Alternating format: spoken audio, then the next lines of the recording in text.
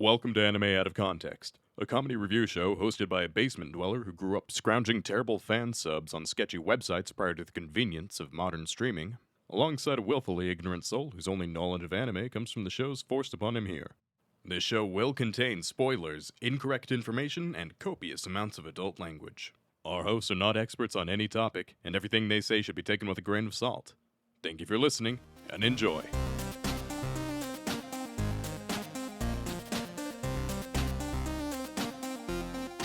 Hello and welcome to Anime Out of Context, the show where I attempt to explain the sometimes weird, sometimes wonderful, but always hilarious world of anime. And I NTR my co-host.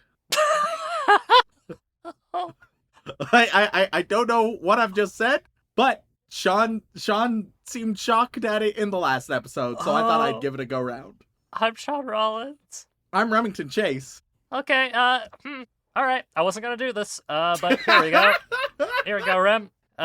Wait, what if instead of NTRing you, what if instead I NTR'd you? See, that's the thing. That's the thing. Depending on those involved, that is actually very common. I don't understand the words coming out of my mouth. I will likely be ashamed. Yep, there you go. There's the TV tropes page on it. Oh, okay. It's cucking. Yeah. All right, so I'm going to cuck you. Which...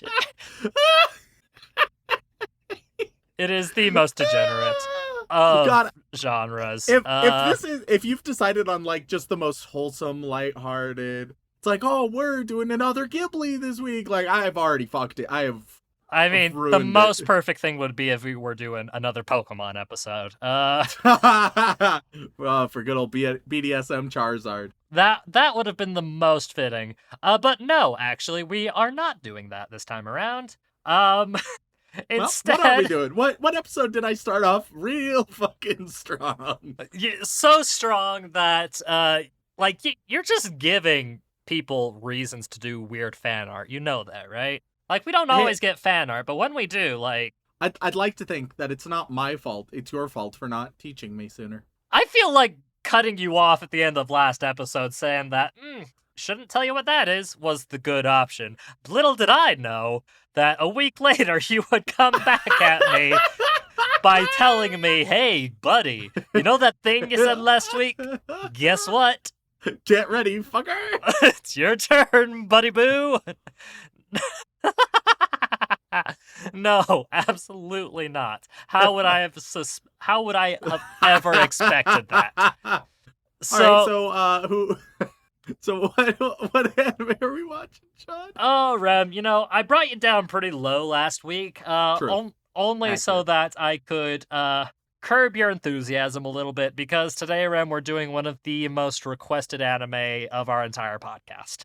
Okay. Frightening. Yeah, especially since you started it with an NTR joke. Like that. All the people who requested it, they're going to start the episode and be like, what the fuck?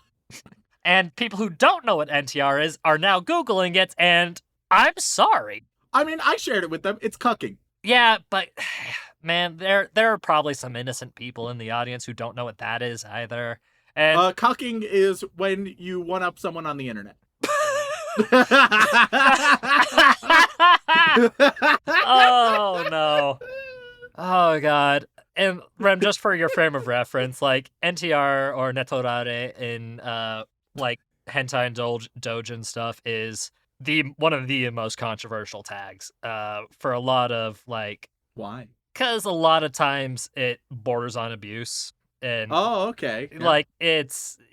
there's a lot going for it. But the tentacle stuff, that's completely moral. I mean, hey, look, if a tentacle monster consents with and a girl consents to the tentacle monster. No, but here's the thing. If I'm fucking Cthulhu, right? Right. I don't think I can consent. Well, I mean, he is, like, the embodiment of madness and more conceptual than...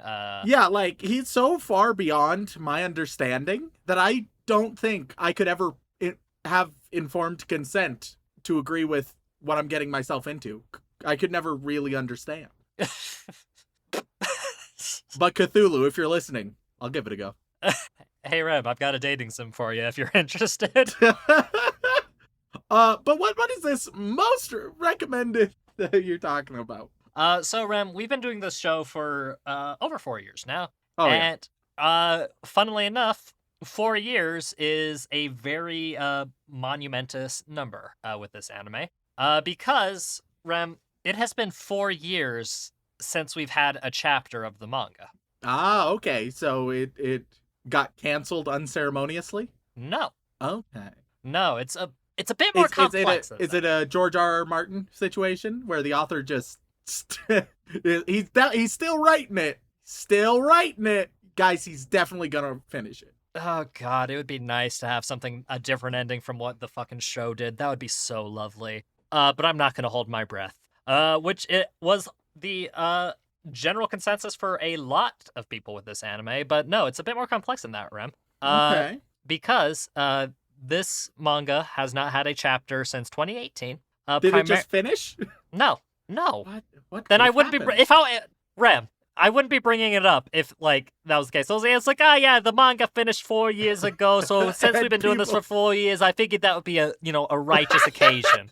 Like, what's the significance of that?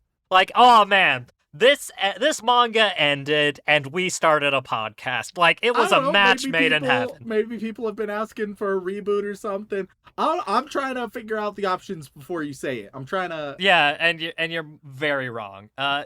No. Simply put, Rem, this manga was on a hiatus due to the author's health issues. Oh no. Okay. Yes. Because the anime we're going to be talking about today is simply titled Hunter x Hunter or Hunter x Oh. Hunter. Okay. Yeah. I know nothing about it. I think it's shonen. And I just know it's been recommended a million times.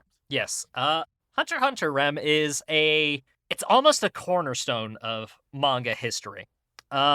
Because the author of it, Yoshihiro Togashi, or just Togashi as we usually call him, is, man, it's hard to say, but he's kind of like one of the real founding members of modern shonen in a lot of ways. Okay. Are you familiar with the anime Yu Yu Hakusho at all? Vaguely, yes. I know in Yu Yu Hakusho, you have the main character, you have a goth character, you have a redhead character. Is that the main character? Fuck. The main character is the fella in the green suit. Oh, okay, yeah. Okay, so I know that it has those three characters and it's edgy and shonen. Yes. But Yu Yu Hakusho was one of his earliest works and one of his most popular and most beloved works. It is a manga that has defined a lot of modern shonen and really like solidified what a good tournament art can feel like. And when you think about it, this podcast is basically the Yu Yu Hakusho, where we have a redhead, we have an edgelord, and we have... I don't know enough about the protagonist to compare him to me, so just fill whatever in your mind. Well, the protagonist is a delinquent, so if that helps. You have a delinquent. There you go. Yeah, so if you view yourself as a bit of a delinquent, that's fine. And... So he has prophesied us. Yeah, sure. You know what? That's exactly it, Rem. That's why we're doing it today, and certainly not because the manga we're talking about is one of the like most popular ones ever in a lot of ways. And first I thought, hey, it would be a good idea to do Yu Yu Hakusho before we did Hunter x Hunter. But recently, as in literally the day that we're recording this, it was announced that by the end of 2022, 4 whole chapters are going to be dropped. Holy shit. Which is a monumentous occasion because we haven't gotten any chapters in 4 years, Rem. Like, that's a hell of a hiatus. Yeah. And Hunter x Hunter is not, well, let's just say Hunter x Hunter has a nickname amongst the manga community, simply known as Hiatus X Hiatus. Okay, yep. Haha, because it both starts with H. Yes. And because Togashi, due to his complex health problems that make it difficult for him to draw and write, the series has been put on hiatus for years at a time, and this was the longest hiatus to date, and most people genuinely thought there's probably a good chance we're not going to get any more because it had been that long. Yeah. So to get an announcement saying that, hey, 4 new chapters should be coming by the end of the year, it's like a genuine like well of grand excitement for the anime and manga community because Hunter x Hunter is one of those classic shonens that is as beloved as your Dragon Balls, your Narutos, your Gundam. Like it is Hunter x Hunter and shonen are kind of like side by side in a lot of ways. Okay, but what is Hunter x Hunter about, though? Hunter x Hunter. Well, let's get into it, shall we? Hunter x Hunter is simply the story of a young lad named Gone Freaks. Okay. Yes, we do have a patron who adopted. God, his that name. makes so much more sense. Yes, it does. And he is a young, sprightly young shonen protagonist who dreams of being a hunter so that he can one day follow and find his father. Okay, now we get into, in this world, what is a hunter? Are they hunting is it just like sort of a scout for the government? Is it hunting monsters? What's the deal?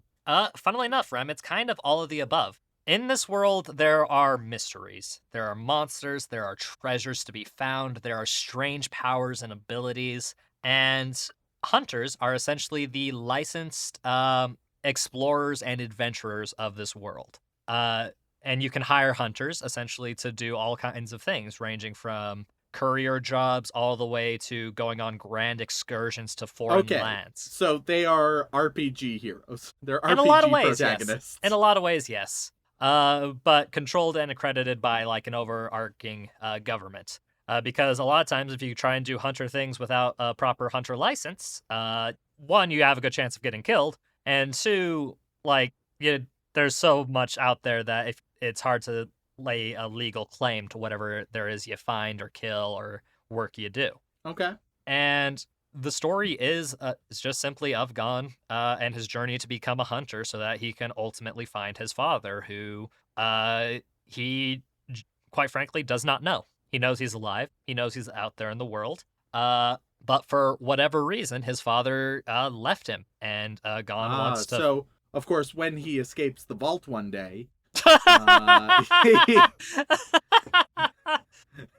No, there are no Geks in this anime as far as I'm concerned. Okay, my mistake. And it's definitely not going to end with a radiation poisoning that the game will punish you if you send the person who's immune to radiation into the vault chamber. That always bothered me. Send the goddamn super mutant in. God, it's the only reasonable thing. Yeah, Why like if you have this, for it? Like if you're not companions with the super mutant, fine, fair, makes sense. But if you got the super mutant, send him into the dangerous radioactive thing. He can survive it. Yeah. And the game punishes you for that at the end. It's like, oh, but you didn't get our cool dramatic ending. It's like, well, then don't give me a better option. Disappointing.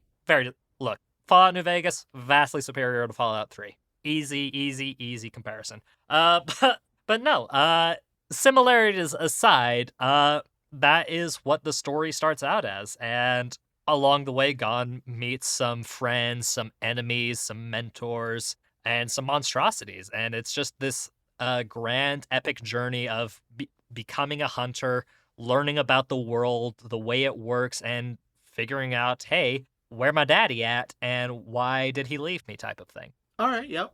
So it's a pretty standard shonen story, which makes sense because, point of order, Rem, this manga started in 1998. Oh, God, the ancient days. Yeah. When I said this was like a founding shonen series, I meant it. So old.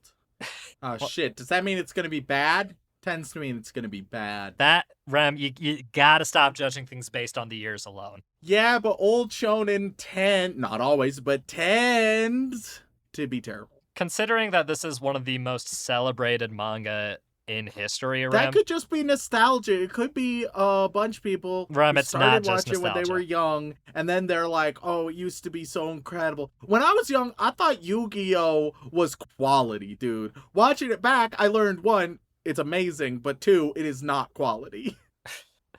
Rem, trust me, it's not just nostalgia. It is, and it'll be tricky for you to see why people love Hunter x Hunter as much as they do, because unfortunately, Rem, the most basic part of the show is the beginning. It starts off like you're like a lovely, very colorful and exciting shonen romp. But then 287 episodes in, that's when they introduce the new power system, and then all of the characters become interesting. I swear to God.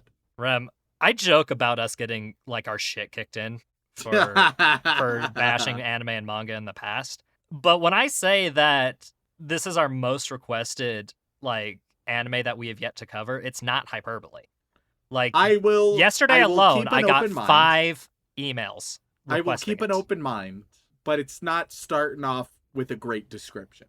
Unfortunately, that's just the nature of shonen, is like a lot of them haven't. Oh, I'm aware. But as the story progresses, the story gets darker. The power systems get more complex. The characters get more explored, and the world building is fascinating and complex. And a lot of people say that the power system that develops throughout the whole series is one of the best power systems ever, like in terms of design, like any magic system. All right. But unfortunately, the first arc is mostly introducing us to the world and the concept of hunters and our main character and his friends.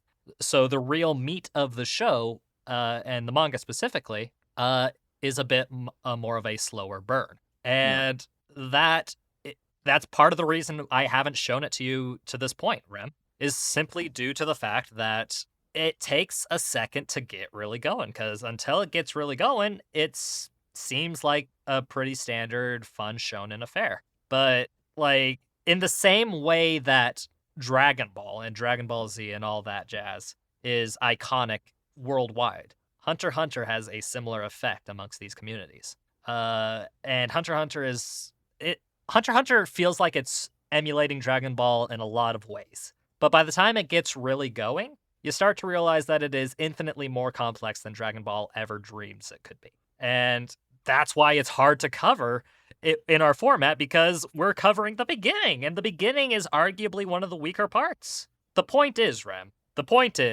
I don't want to die. Don't worry, it'll probably mostly be me. You say that, but I get a lot of crossfire if I don't, do everything in my power to emphasize what makes this show worthwhile and interesting before I send you into it.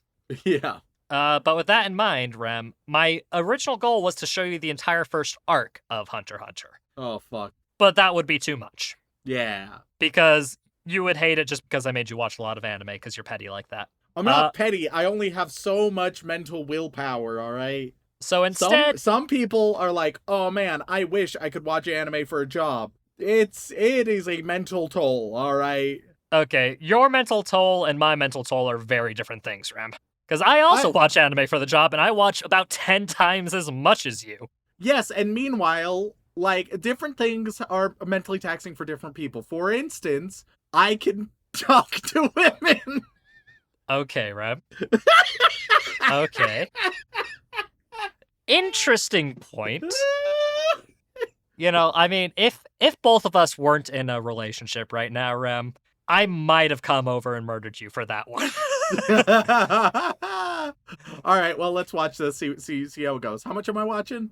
So, Rem, you're going to be watching a good chunk of the first arc, which is the preliminary and the first 3 phases of the Hunter exam arc. Okay. And you're going to watch a total of 13 episodes, skipping episode 13 because episode 13 is a recap episode. I should also mention, point of order, Rem, we're watching the 2011 remake. Okay. Because, that gives me more hope. Yes, because the original 99 anime has a lot of good qualities to it, but the 2011 remake is significantly more condensed and updated. So all you purists who are a fan of the original 1999 anime, trust me, I get you. But overall, 2011 does a much better job. To put it in perspective, Rem, the total length of the first arc in the 2011 anime is 21 episodes. Yep. In the 1999 anime, it's 31. Ah. So I'm doing you a favor by showing you the 2011 one.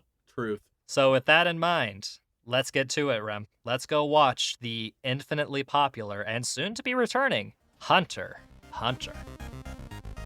So this shit's allowed, right? Him feeling a girl all up. But you can't have a frog shit out children? Absolutely Where not! Are the standards? The standards are frog shitting out children!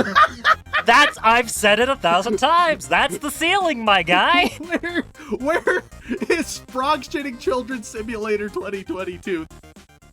Ladies and gentlemen, we are back after watching 14-ish whole episodes of the 2011 adaptation of Hunter x Hunter. And I say 14-ish because episode 13 is a recap filler episode and it doesn't matter, so we skipped it. Yep. At least I hope you skipped it, Rem, because if you didn't, you just, forced yourself to sit through 22 minutes of stuff you've already seen. I watched, about a minute and a half before I was like, oh shit, yeah, this is the one I skipped. This is the one that I'm supposed to move on Yeah, from. no, it is blatantly obvious it was the one you had to skip, and it was the one that animators back then were like, shit, we need to fill for time, because the anime industry is toxic and constantly overworks people, so we gotta have a bit of a break. Yeah. But we can't just not put something out, God forbid.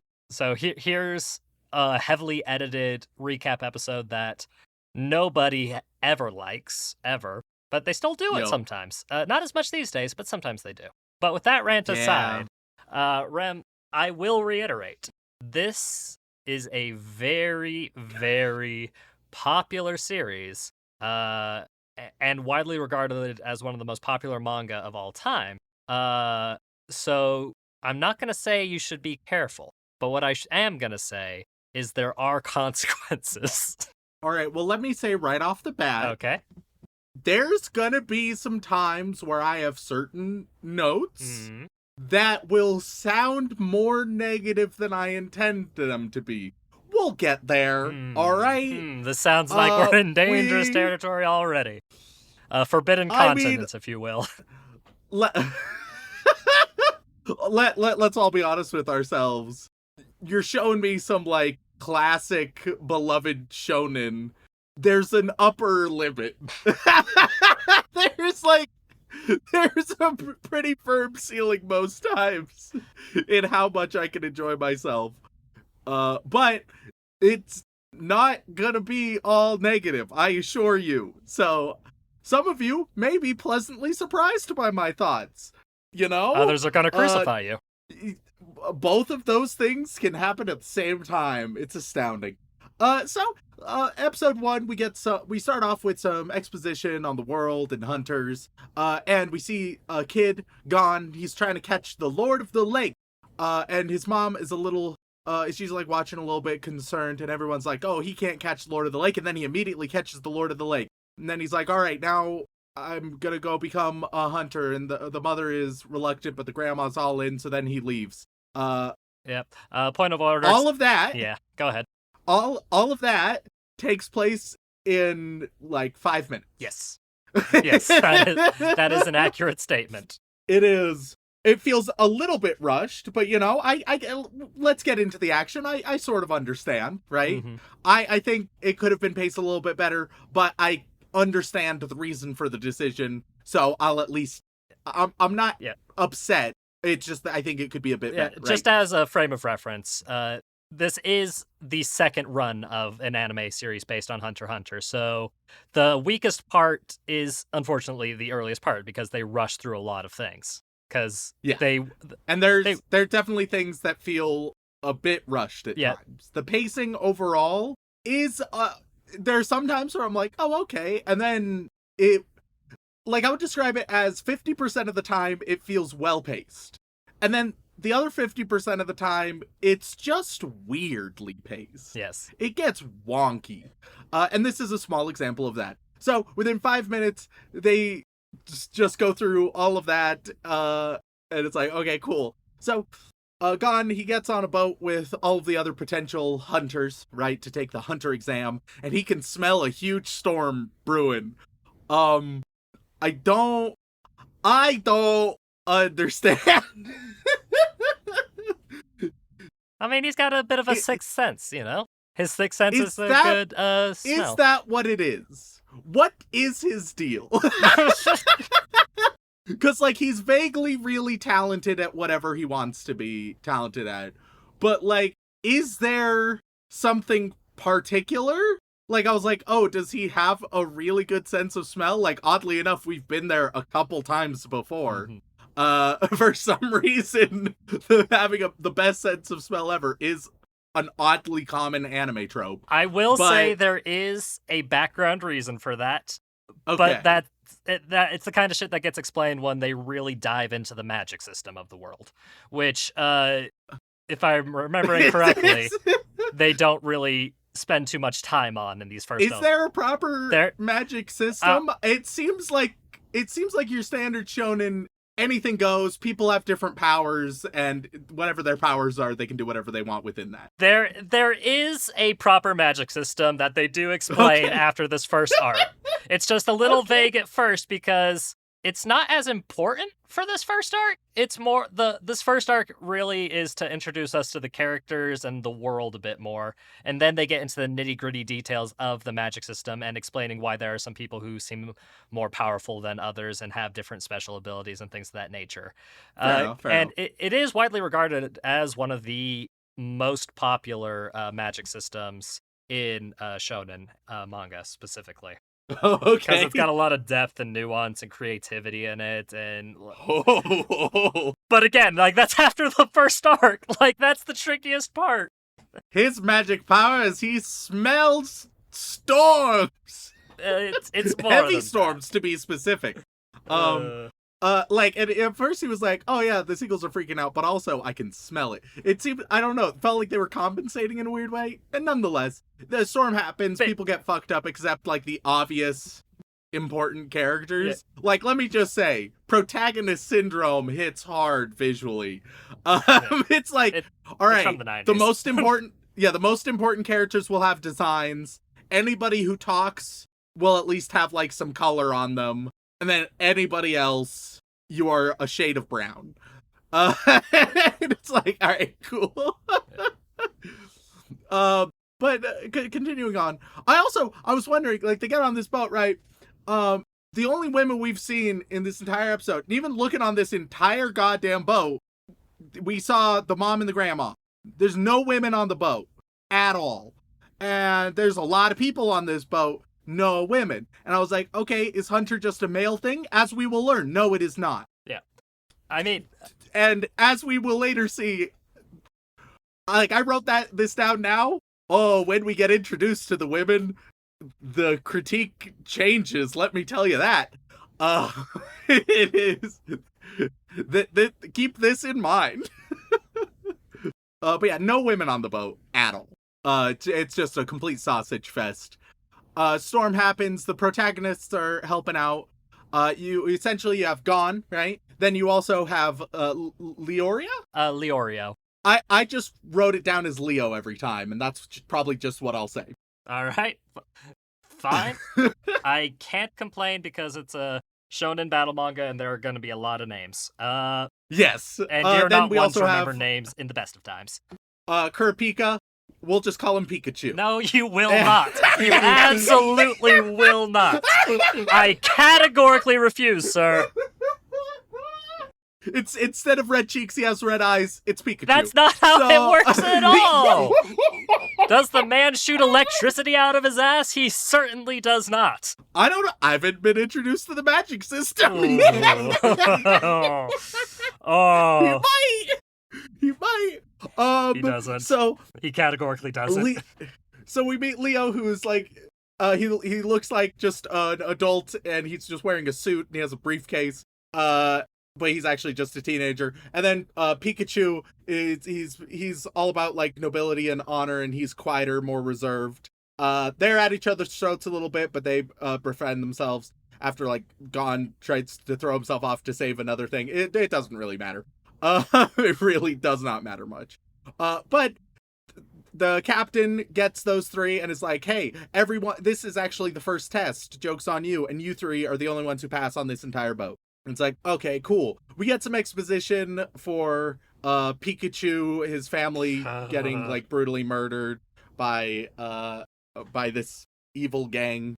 I didn't mind Leo. Plucked out their eyeballs. I didn't mind Leo, but Pikachu is really pissing me off. I with all love and respect, John, I would strongly encourage you to get used to it because he is Pikachu from this point forward. So, the three have passed. Congratulations, they move forward. I want to note on the character design real quick. Okay. The character designs in this anime, they are unique I don't know if I would say they're good. Oh God! Wow, coming through for the Like- throats. I see.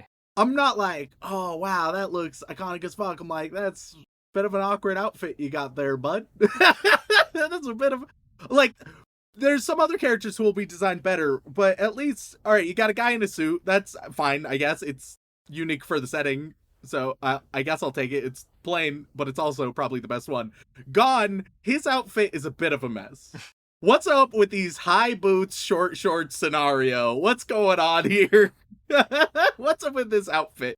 And then you have Pikachu who has like this priestly vestments on, and it just sort of looks awkward to live in. I don't know. The designs just feel a bit strange for our main characters. Man. Later on, we'll just meet a tween, and they're just dressed as a tween. So once again, that's a fine design, I guess. But like when it's either pretty straightforward or just weird and a little bit uncanny. Which, you know, it's not a major critique, but it's just it's a weird thing. It's a weird choice, I think. Yeah, so you hear that, cosplayers? Rem is coming for you. I just think it's a bit of a weird one. I mean, I guess you got a strong color scheme in the green, so you got that going for you. Cool. Episode 2, they get to the harbor, and the captain's like, go to the pine tree.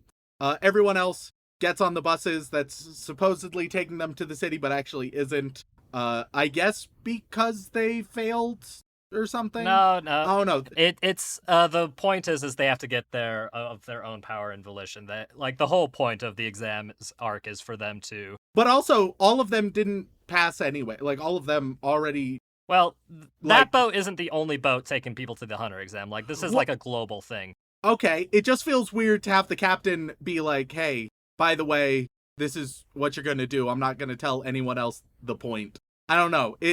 There's a lot of decisions like this where I'm like, oh, okay, sure. I guess this is what we're doing then.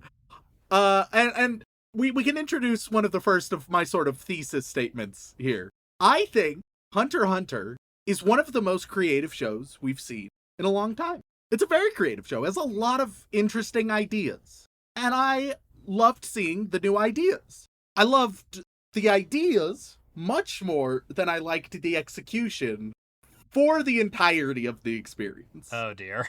I always looked forward to what would come next, but I never really gave a shit about what was going on at the time.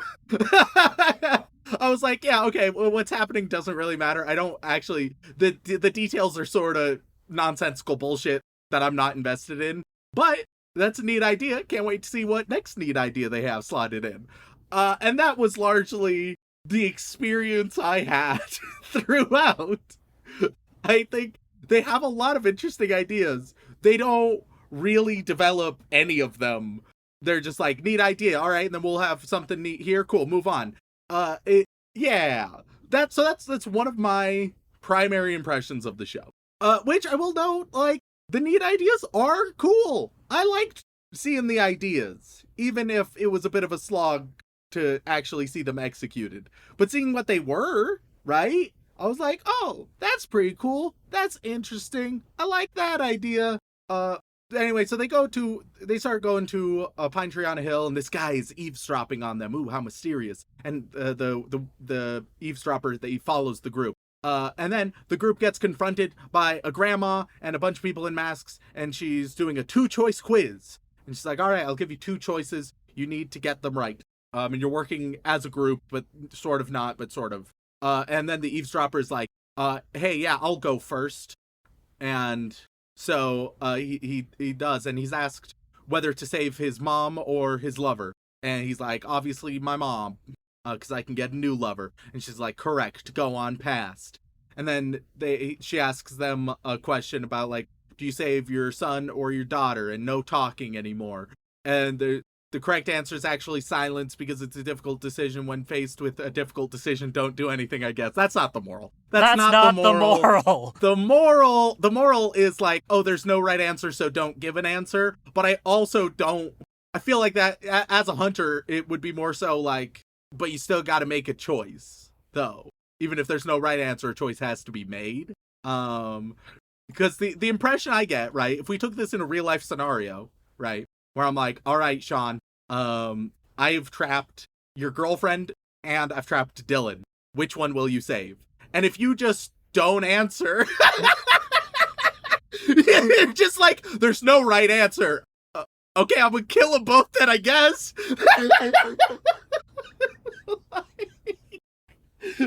Like, all right, cool. Oh, you've solved the riddle. Now they're both dead. Congratulations.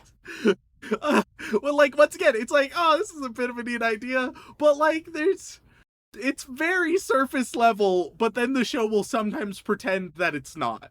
And anytime the show pretends it's not, and this is one of those instances, because like Pikachu gives some light monologue that's a bit pretentious and meaningless. It's like, no, it's sort of dumb. It's sort of dumb, and I think it'd be better if we all acknowledged that. You're not going to get that acknowledgement from a lot of people, my guy. Well, I mean, that's okay.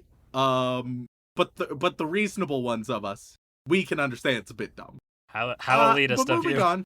Moving on. The Eavesdropper, he was going to go ahead and set traps, but that turns out that's not the right way. There's a secret way. Fuck the Eavesdropper. We don't see him again. He's irrelevant. Which, should have known. He didn't have any color in his entire character. I should have been suspicious as soon as they tried to pretend he was important. So they go through, they get to the big pine tree, and there's a cabin there, and it's being ravaged by a shape-shifting beast. Leo goes to help the injured husband as the beast takes the wife, and Pikachu and Gon, they make chase. They rescue the woman, and she has tattoos, and Pikachu is like, oh, I understand these tattoos, what are you hiding? Meanwhile, Leo shows up to Pikachu and is like, oh yeah, husband's totally fine. And then Pikachu's like, but you're not Leo. And it's a shifter who turned into Leo. It's like, how did you know? And Pikachu's like, I told him to stay with the husband, take care of him. So yeah. Which, it's just, oh, okay. Like, I feel like it's just not good reasoning enough, but they put it as rock solid reasoning. They're like, oh, 100%. I feel like it would have been better if Leo was just given like some habit or turn of phrase, or even he could have just made like an offhand comment about like, oh, I really hate or really love X, Y, or Z, and could quickly catch the shifter out on that, right? Like, there were lots of ways to do this, and they just decided, you are the shifter because you're here. Okay. The point is shifter... that Leorio isn't the type of person to abandon a patient, is the point. And, like, sure, and I can accept that, but also, Pikachu just met Leorio, so I don't accept that they have a strong enough bond at this point. They get one later, and later they actually have, like, a moment about this, which I can totally accept. But, thus, at this stage, Pikachu should think Leo is superficial and stuff. He has no reason to think otherwise, other than just, once again, sort of intuition, I guess. It doesn't feel... They present it as rock solid. It's not rock solid. There's lots of ways they could have gone about this that I think would have been better. Gon interacts with a shifter, realizes it's not the same shifter from earlier, and it's like, hey, wait a minute. And the shifter's like, you got me, brother. They all go back, and it's like, hey, good job, you guys. You did really solid stuff. You stayed with the husband, took care of him. Pikachu, you figured out that my tattoo actually meant that my fake tattoo meant that I was a single woman, and thus I couldn't have been the wife. Which also, oh, okay. Is that what that means then? Sure. There were no indications of that as an audience. Once again, just a lot of ideas being thrown at the wall that it's just like, oh yeah, by the way. But they all pass, they get brought to the proper venue. Cool. Episode 3, they're properly in Zaban, in the market, hanging around, and they go to a diner that's holding it, and they get brought to an elevator that goes down to the 100th level of the basement, which does make you question, what are the other 99 levels of the basement? They're all sex dungeons, actually. Hunters love to get freaky. I mean, hey, we don't even know. Like, those could just all be for the diner. Yeah, right? that It's is like, a all right. possibility. All right, the hunters get the 100th level of the basement, but like since we're digging down anyway, because once again, it's not just that it's deep; it's specifically 100 levels, right? It goes to basement 100, which implies the existence of the other 99. Because it's not like it's just measuring depth. No, it's measuring how many levels you're down. You could go to basement 87. That's an option. So yeah, just I'm interested in the deep lore. They go down and they meet all of the other potential hunters. They get their numbers.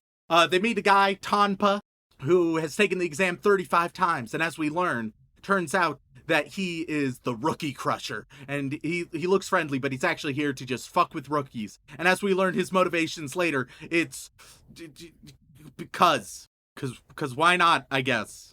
Cool. Good character motivation.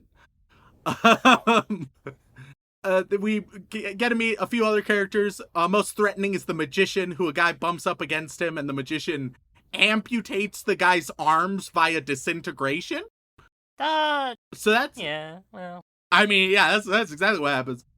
Which at this point I'm like, okay, so the hunters are not an inherently moral institution. No. I'm glad you figured that out early. Good work, Graham. well, I mean, this whole time, like, Pikachu has been talking about how it's the most noble profession. Yes. Right? Exactly. Implying that there's a sense of nobility. No, there's just not.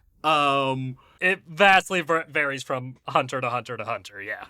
Yeah, so it's not a noble profession. There can just be noble hunters. So, Pikachu, I don't know what the fuck you're on about.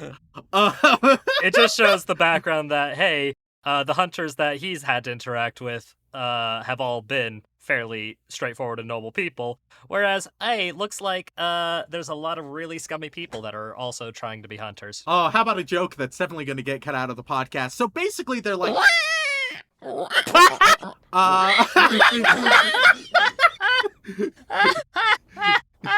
Some people think, oh yeah, totally noble, but actually it's very hit or miss. Yeah. That's gonna get cut out, but I wanted to say it anyway. I don't know. Dylan's our editor. He might leave it in. I would be amazed if he did. That's more heated than stuff he censored before. Yep. Continuing on. But yeah, so the hunters are just not a moral institution, because most of the people here are shitty scumbags. Like, most of the people here are assholes. Yeah. And, well, to be fair, all the ones applying are candidates. They're, like, not... Like, the only hunters we've seen are the proctors. Well, okay, yeah, but if all of your candidates are assholes, right? It's safe to assume that a lot of assholes have made it through. So something else that we get introduced to some other characters, right? For example, there is literally just Pinhead from Hellraiser. There is Data Boy, who's really into crunching the numbers. There's a ninja, and there's a young albino boy who will become our fourth main character and is an elite assassin. Yep. So those are some characters we're introduced to, right? We have Tonpa, the rookie crusher. He is like, hey, protagonist, do you want these drinks? But they actually have laxatives in them. But none of them drink it. They're all like, this tastes funny, I guess. And all of them are just hyper aware of that. Or at least two of them are hyper aware, and then Pikachu just pours that out anyway. And they're like, oh, this tastes funny. Okay.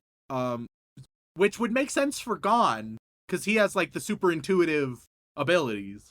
But I guess also Leo and Pikachu also sort of have that, maybe? Okay, you got it a little backwards. Gon does drink it, and then spits it out because it tastes weird.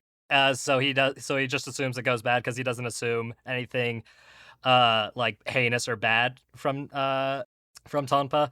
Whereas Leorio and Kurapika are the ones who just dump it out after that moment. Okay, sure. Yeah. It's once again a little bit of a weird scene.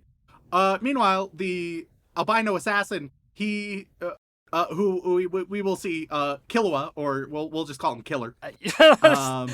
You just said his... It works! I mean, yes. But Killer, it's so much easier, so much more memorable. Oh, yeah. And he's literally an assassin boy. Yeah, I mean... That's his whole shtick. That's the origin of his name, sure, but, like, that's a little degrading, don't you think?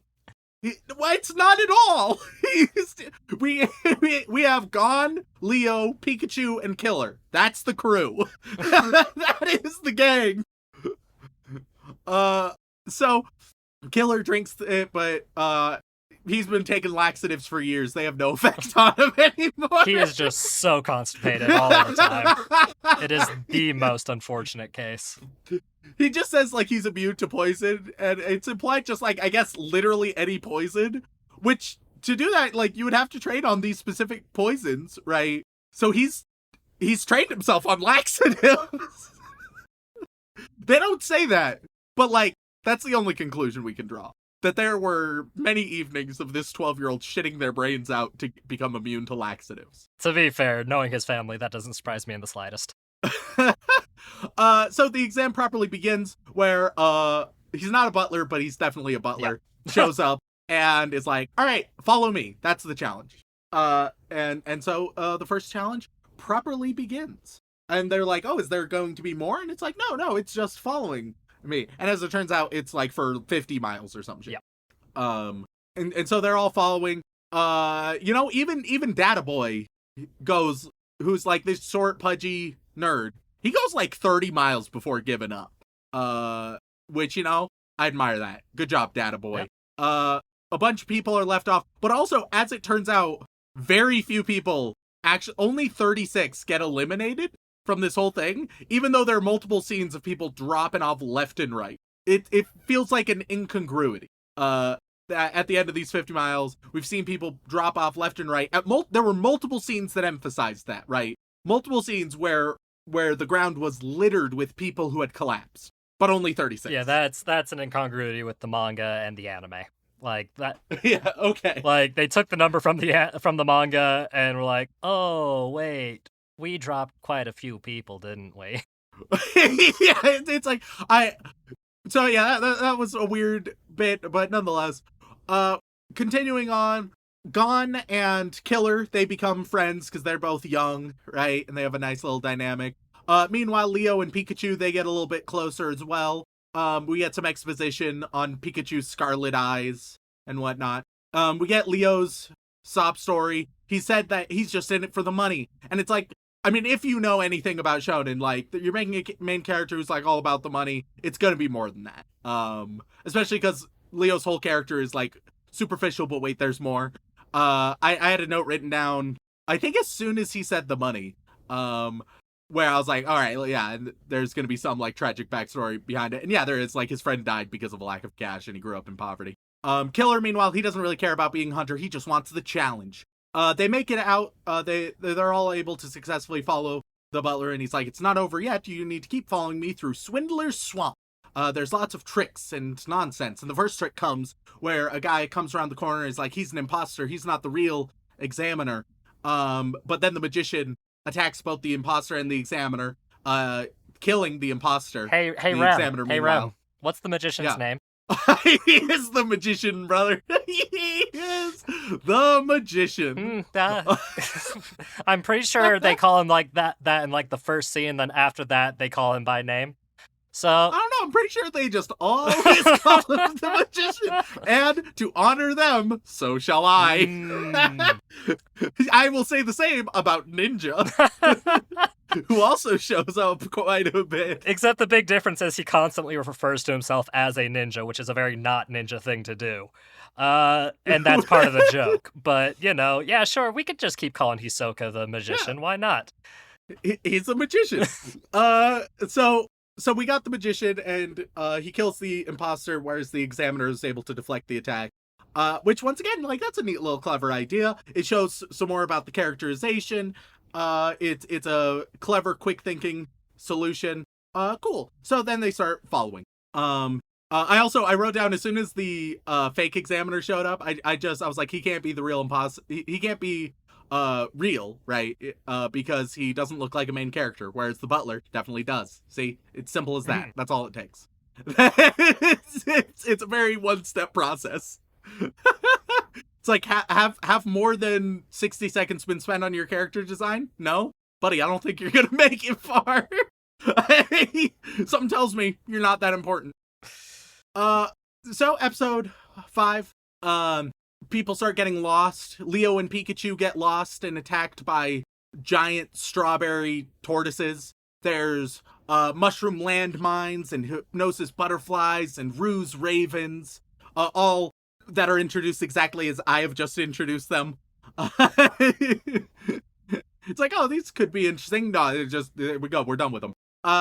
Gon and Killer, meanwhile, get eaten by a giant frog. Just eats them all up. Leo and Pikachu escape the tortoise, and the frog throws up Gon and Killer because of the laxatives. Though really, if it was because of the laxatives, right? But they should have been shit out. The frog should have shit out those boys. Oh, God. I don't accept. It wasn't Ipecac. It wasn't Ipecac. No, they were laxatives. Frog should have shit them out. This. The frog should have shit out the children. This is a firm note. Okay, yeah, sure. Rem, you do realize this is still a shonen manga, right? There are limitations to what they can do. It would be a very, very different show if, like, halfway through this chapter, Togashi was like, oh yeah, laxatives make people poop. All right, we're gonna see some boys turn into frog shit. We can see people get impaled by a spike pit, which really just happened literally like a scene ago. Oh, but a frog shitting out some boys. Yeah, no, because poo is gross, Remington. Violence, blood, and guts, that's a shonen tradition right there, bud. And, like, in the anime, it's way more toned down, too. Like, there's lots of dismemberment and blood in the manga, so it's like... See? So, if it's willing to go there, it should be willing to let a frog shit out the children. Shit's too far, my guy. Shit is too far. You can have all the blood and dismemberment you want. Just, you can't have a frog shit out some kids. Oh, man. So, the magician gets confronted by a bunch of other hunters-to-be who are like, hey, now that we're alone in the fog, we're gonna kill you because you are a fucking asshole. But the magician kills all of them instead. And Leo and Pikachu, they see that and they're like, oh, shit. And they initially run in separate directions, but then Leo... He's like, actually, no, I'm gonna come back, I suppose. Which would make more sense if I felt like at least one of the guys the magician just killed was, like, actively alive, right? Because then I'd be like, oh, Leo's coming back to, like, foolhardily save the day, right? But as it stands, it's just like, oh, he's come back to die. He's recognized he would die if he confronted the magician, and he's changed his mind and decided that is what he wants. And there's a sense of like, oh, because magician's a baddie, I guess. Oh, he is quite the baddie. But it doesn't make sense for Leo's motivations here. It feels very weak. But Leo shows up, gets his ass whooped, but then he's saved at the last second by Gon. And then Gon gets confronted and isn't able to defeat the magician. Pikachu, meanwhile, is long fucking gone. He doesn't give a shit. He's out of here, dude. And then the magician at the end, he's like, you know what? You two, Leo and Gon, you both impressed me. You both pass. And it's like, ooh, what does that fucking mean? What's going on there? And then the magician takes Leo and carries him the rest of the way. And it's like, oh, is the magician another examiner or something? Or is there something else going on? Magician is not another examiner. I'll tell you that right now. Yes, that's explained later. But it's just like, yeah, no, and at this point, we still have no idea what this meant. It's nice and mysterious. Yeah, the general idea is that... Well, it's sort of explained in a really shitty way, where if this is the full explanation, it's bad. Because Pikachu, after he hears about it, he's like, it's just because you two have a similar aura to the magician. But that's not the explanation. That's okay, how Kurapika sees it. Yes. Okay, good. Because if that was like the full explanation, it was sort of ass. Because it's like, why phrase it that way? What? The general consensus is that Hisoka is very different from all the other candidates for a variety of reasons, and the reason that he, lets these guys live is because they interest him is the biggest thing. Oh, God. So it's still a shitty motivation. There's, again, it's a bit more complex to that, and it gets explained more down the line. But for right now, mysterious clown man. So far, anybody who's an asshole, right? It's just, they've taken the Joker defense for all of their assholes. They're like, yes, because why not, I guess. Because it's fun, maybe. And it's like, I've talked many times about how people use that as a crutch for shitty motivations. And it's like, no, you know what? I don't accept it. You just being like, yes, you see, it's just because they enjoy being an asshole. That's why they're an asshole. Cool, thanks. Thanks for that depth and nuance. Anyway, moving on. We get to episode 6, where they get out of the swamp and we get introduced to 2 new characters, Menchi and Buhara. Buhara is a real big boy, like 13 feet tall, real thick. Menchi, oh my god, it's a woman. Holy shit, it's a woman, and she has a very sexualized design. God damn it. Show, are you doing okay? We will meet 2 other women in the rest of these 14 episodes. Right? So right now we got Grandma and Mom, and now the 3rd character is Examiner, who, wow, look, she is sexy woman. Cool. I don't know what this show's deal is, but the gender roles are a bit fuck. I mean, it is a manga directed at young guys. Like, that is what shonen means, right? And it's from the 90s. That's the other thing. Sure, and I can critique it. If you're like, hey man, look, slavery, back then, it was the 1800s. Like, what the fuck are you talking about? Yeah, I can still say it's real shit right now. I am watching this in 2022, and I can say, yeah, no, that's a bit shit. It's totally fine to say, yeah, that doesn't hold up. Like, I can understand the bullshit marketing, right? All right, cool, yeah. That doesn't mean that it's good. I mean... That doesn't mean that it's not bad. It should also be pointed out that she's not really relevant after this arc anyway, so really. Oh, thank God the women aren't relevant past this. Okay, that's not what I'm saying. Once again, we'll see 2 other women in the rest of the 14 episodes for a total of 5. It's very weird. I don't know what its deal is. Because even, like, there's a lot of shows that, like, you can target young men and still have female characters, or even realize that, hey, women like action-packed shit too. Crazy, I know. But if you're like, oh no, women don't like it, I wonder why they wouldn't like it when there's just no women, and the few that are super sexualized in so many cases. Like, I wonder if you alienate a section of your audience, I wonder why they may be less interested in your product. It's just so dumb. You're gonna hate it when I tell you that this has a very high female audience, this whole show, this whole series. In which case, all right, sure, fantastic. Like, you are literally what seeing you said, what you just said, stuff. What you've just said then about, it's targeted towards young boys, you've just negated your own point then. Oh, God. I don't know why I bother. Like, I'm addressing your point, and if you want to say, actually, my point was wrong, okay, cool.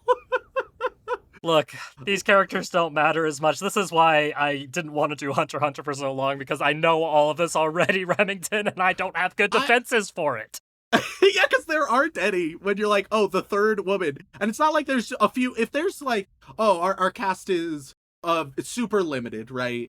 Okay, yeah, then just statistically, there can be abnormalities, like there being, like, no women, and maybe it's not too damning. But when you have dozens and dozens and dozens of characters that you're throwing around, and you're like, yeah, and here's a woman, and then that's your representation, I'm saying that is bad and problematic and also lazy. The representation gets much better later on. There, that's it. I'm done. That's all I can say. Because if I say any more, I'm going to dig myself a deeper hole, and I don't want to, because this is so hard to defend. Yeah. Unfortunately, this episode also has bad challenges that could have been really interesting, right? Because it's like, okay, y'all need to cook. And it's like, oh, okay, interesting, very unexpected. And it's like, you need to cook pork, find a pig, cook up some pork, cook up a pork dish, show it, and both of us need to like it, and then you pass. And so they go and they find these real angry pigs, and it's like, okay, so there's some monster hunting element in it, and they cause a stampede, but then they realize, oh, the head's weak, and everyone smacks them on the head and brings all the pigs in and start cooking. It's like, oh, okay, that was resolved very quickly. Cool. And then the girl she refuses to eat almost all of them because she's like, y'all just heated up the meat. You didn't prepare shit. I'm not even gonna eat it. Pikachu's one of the few to actually try to make a dish out of it. And by one of the few, I think he's literally the only one out of these hundreds of people who does anything different. And she's like, oh, but this tastes bad. No one passes. And it's like, oh, okay. A bit rushed, but it's still like, okay, no one passing. That could also be interesting. What happens now? The head of the selection committee shows up. He's just this old man, and he's like, all right, guys, let's have a new challenge. We gotta allow some people to pass. Come on now. And she's like, all right, hard-boiled eggs. But they are from spider eagles. And it's like, oh, okay, so this could be... Spider eagles sound like fucking ferocious. I don't know about you. I don't want to fuck with the spider eagle, right? We don't see a spider eagle. we see their, I guess, nest, right? And she's like, all right, yeah, you go down, grab an egg, and then will get blown back up. So everyone goes down. A few people fall down to their deaths, but then they grab an egg and get pushed back up, and then they make the eggs, and everyone who did so moves on. It really feels like there's something missing there. Like, there was never any threat, really, that they'd fall off. It was like, oh, time is running a little bit thin. I was like, oh, this might be interesting if it's like, since they all rushed in, right? Because they did it before she even finished explaining, but actually she had finished explaining. She didn't explain anything more. She comments like, I haven't explained everything yet, but she didn't have anything left to explain. But they all rush in, right? And I was waiting for it to be like, oh, and Gon, who, once again, he uses his sniffer to see when the next updraft is going to be. I thought it was going to be like, oh, no, we're going to be here for like a couple hours. And shit's already like starting to loosen because we're all hanging from these webs, right? And I was waiting for that because that could be a little bit interesting. But instead it's just like, oh, no, okay, yeah, just right now. It happens pretty frequently, actually. We're all fine. I don't know. This was a weird episode. It was a real weird episode. Interesting ideas. Probably the worst episode yet. And why didn't we see spider eagles? How can you say spider eagles are creatures in your world? We're going to go to their nest, and there's none of them to be found. What? I don't know. Weird episode. Episode 7. It's nice and casual, where we meet the head of the selection committee some more, and we also meet Beans, he's just a green bean man. That's all. That's who he is. Yeah. On the subject of the spider eagles, my guy. Yeah, no. It's not. They're not in the manga either. They are. Then why? They are in the 1999 adaptation, and I'm gonna tell you right now, you don't want to bother seeing them. They are very disappointing. What the fuck? Then why even? The point was not to fight a strange monster. The point was to understand an environment and get a thing that wasn't monster, like related to the monster. There wasn't understanding of the environment. It was just rush in and, oh, thank goodness it works out anyway.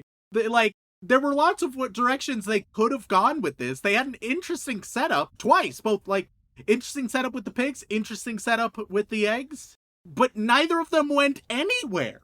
It's like, all right, you had interesting foundations, and then they're like, all right, let's go. And I'm like, what? But you didn't do anything. You hyped it up, and then you just said, let's move on. Very weird. Episode 6, sort of trash. And probably, you could just straight up skip it. A few irrelevant faces will be gone. I genuinely can't think of anything important that happens in episode 6 at all. But we meet the head and Beans. Tonpa tries to encourage some characters not to sleep on the blimp as it's carrying all of them to the next location, because he's like, what if there's another challenge? But he actually just wants them to be exhausted. But also, he's sort of right. It could be another challenge. He's saying it maliciously, but he's got a good point, though. We learn more about Killer's family of assassins, all that fun stuff, before the head of selection shows up to Killer and Gon and is like, hey, let's play a game together. You two just need to steal this ball from me, and if you can steal the ball, you become a hunter automatically. And so they both try. Killer uses some of his abilities to try and make it work, but they don't succeed. They realize that he hasn't even been using like his entire right side to block against them. And so Gon is like, I'm going to keep trying. I'm going to fail, but I'm going to get him to use his right hand. And Killer's like, it's a bit of a waste of time. So Killer leaves. I don't know fully what's up with Killer's character. Because like I can vibe with the juxtaposition between like very childlike, but also like trained assassin. But there's times where he gets super serious that make less sense, and this is sort of one of them. Other than this, it's like usually they do a pretty good job of balancing it, but this was a weird instance. Nonetheless, Gon is able to get him to use his right hand and feels victorious and then passes the fuck out. Episode 8, we start our next challenge, baby, and it's the Trick Tower. It's this gigantic tower. Everyone starts on the top, and you need to get to the bottom of the tower in 3 days. Rock climber starts to just climb down before beasts just carry him the fuck away. So that's not an option. People find some secret doors, and the secret doors all have different paths. And so the main crew is like, all right, well, we found some secret doors. Let's jump down these. And we have to go our separate ways. But actually, it all leads to the same place for them. And it turns out they need a 5th member, but then it'll be majority rules. Everyone will vote on decisions. And it'll move from there, which like, okay, totally vibe with this idea. And the 5th member, well, gosh darn it, it's Tonpa, the Rookie Crusher, who's still around. And he's on the team, and of course, he just wants to fuck shit up. He just wants to mess the team up, right? Which I'm like, okay, sort of interesting. I like where it's going. Let's see where it goes. Because, of course, they sort of recognize, okay, Tonpa... Even if Tonpa tries to fuck us up, right? Majority rules so we can outvote him. And I was like, yeah, so how are they gonna get around this?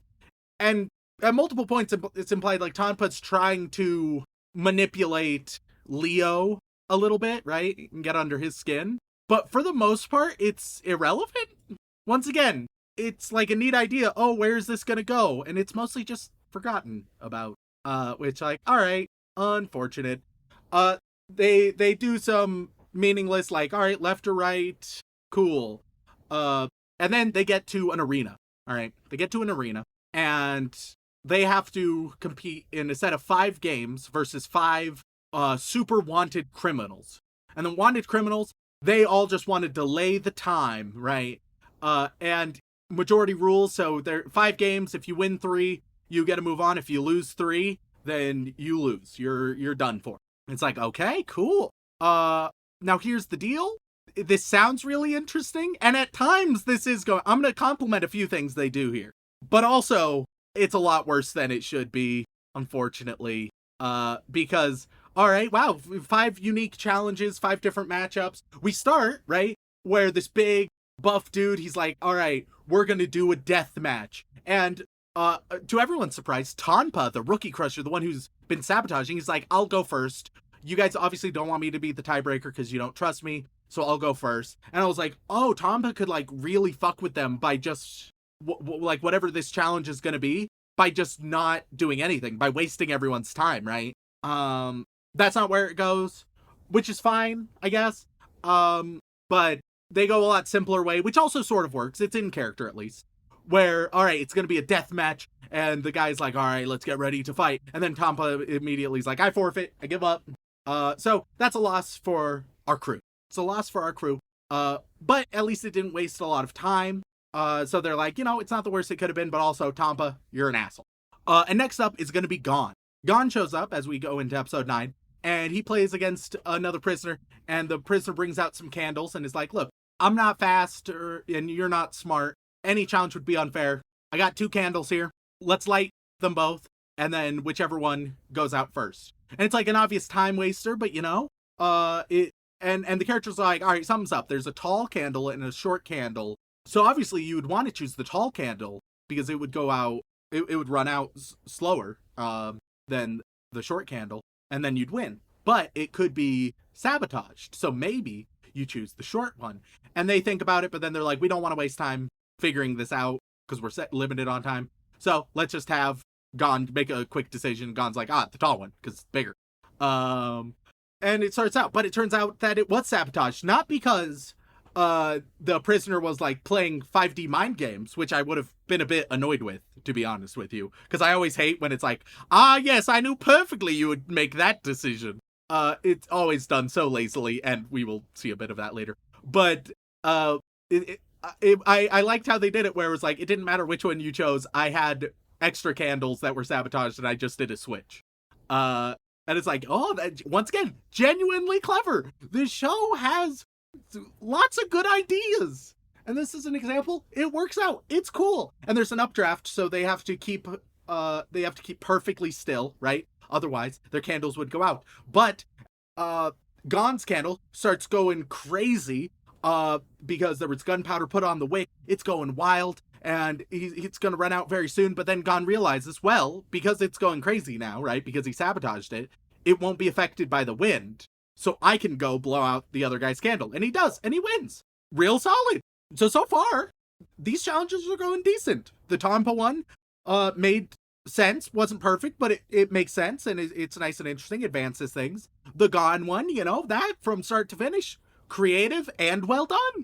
It starts to get gradually worse from here, unfortunately. Next up is Pikachu, right? Pikachu shows up. It's like, all right, bring it on. And he's against a big blue boy. Big blue boy wants another death match, which immediately disappointed me. Because it was like, we started with a death match, then a weird handle game. Now what are we going to have? Oh, another death match? All right, cool. All right, that's cool, I guess. Especially because, like, they say death match, but it's death match unless you forfeit, which isn't a death match. That's just a match. Look, I mean, technically any match that we will has fight. a possibility We will of fight death to the death. We will fight to the death unless either of us gives up. I mean, it's still So technically a death match because I mean, there's death involved potentially. Yes, I guess. It's sort of dumb. And it's also what was just most disappointing was that it was like, all right, we're also just gonna fight, and so. I don't know. Okay, I guess like the first death match, they didn't actually fight, so I guess maybe now we'll see a cool fight, but no. Because Big Blue Boy, he just wants to intimidate Pikachu to give up, and he lies and says that he's a member of the Phantom Troop, which is the thing that killed Pikachu's family and whatnot. So Pikachu gets the anime eyes and immediately slams Big Blue Boy. Before Big Blue Boy gets slammed down, and this is important. He gets picked up, like, sort of choked out. He's like, oh, please, no, I forfeit. And then he gets slammed to the ground. All right? We're all on the same page here. He forfeits, he loses, he gets slammed to the fucking ground. Awesome. Leo's getting ready to go next, but his competitor is like, oh, no, we can't compete yet because their match isn't over. And everyone's like, what do you mean? And it's like, well, Big Blue Boy isn't dead yet, right? And he didn't forfeit. What? So I was like gaslighting myself at this point, right? I went back to episode 9 to double check that I was not fucking crazy. He does in fact forfeit. At the end of episode 9, he forfeits. At the start of episode 10, they're like, well, he didn't forfeit, so what can we do? And everyone's like, shame. What? What the fuck am I missing here, Shaun? Give me 1 second because that does sound odd to me. Okay, yeah, no, that is definitely an added line that they put in the anime version for no goddamn reason. Because literally, I'll tell you what happens in the manga. I know it doesn't matter, but it matters to me because, like, I probably did not notice this when I was doing my rewatch, because I've read the manga so many times. But literally, like, Blue Dude doesn't get a chance to really say, he doesn't say the words, I'll surrender. He's just like, hey, wait. And then immediately gets pile drived into the ground. Whereas, like, this, I don't... And it should be noted, apparently, because this bothered me, this happened in both the sub and the dub of the adaptation, right? Yeah. It happened in both. Yes. It's universal. He forfeits, and then they're just all like, no, he didn't. Which is sort of a major fuck up. Like, if you fuck up in a meaningless line, but this is, like, very relevant to what's going on. Yeah, I hold on. I'm reading I'm gonna check the official, like, translation as well real quick, just to be safe of the manga. Because, like, yeah, the fact that they left this in the anime is really fucked. Because I think what they're going for is that, like, he gets interrupted before he That's exactly what they're going for, yeah. But he does just say it. He doesn't. He says it and then he gets slammed. Yeah, no. Like the way I've checked like 3 different translations right now, and it's always supposed to be like he gets interrupted. But because of the pacing of the animation, he gets the full fucking word out and then gets slammed. That is a serious error, and I cannot believe I've never noticed that till now.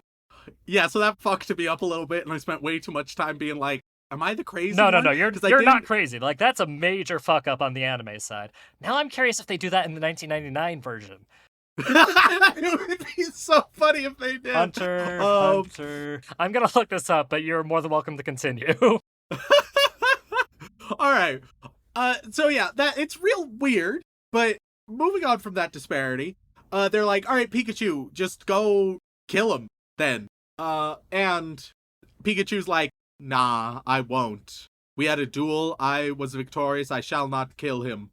Which is weird, because, like, you did agree to a death match, so, like, you were ready to kill him, and if, lore-wise, he didn't forfeit and it's a death match, like, I understand, once again, what they're going for. I don't think it works in this case.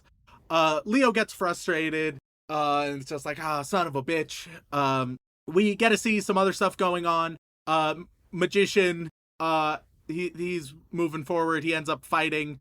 If I caught this right, which I may have not, I think he fights a former examiner that he tried to kill last time he did it, which was why he didn't move through. So he actually fights them and does kill them this time.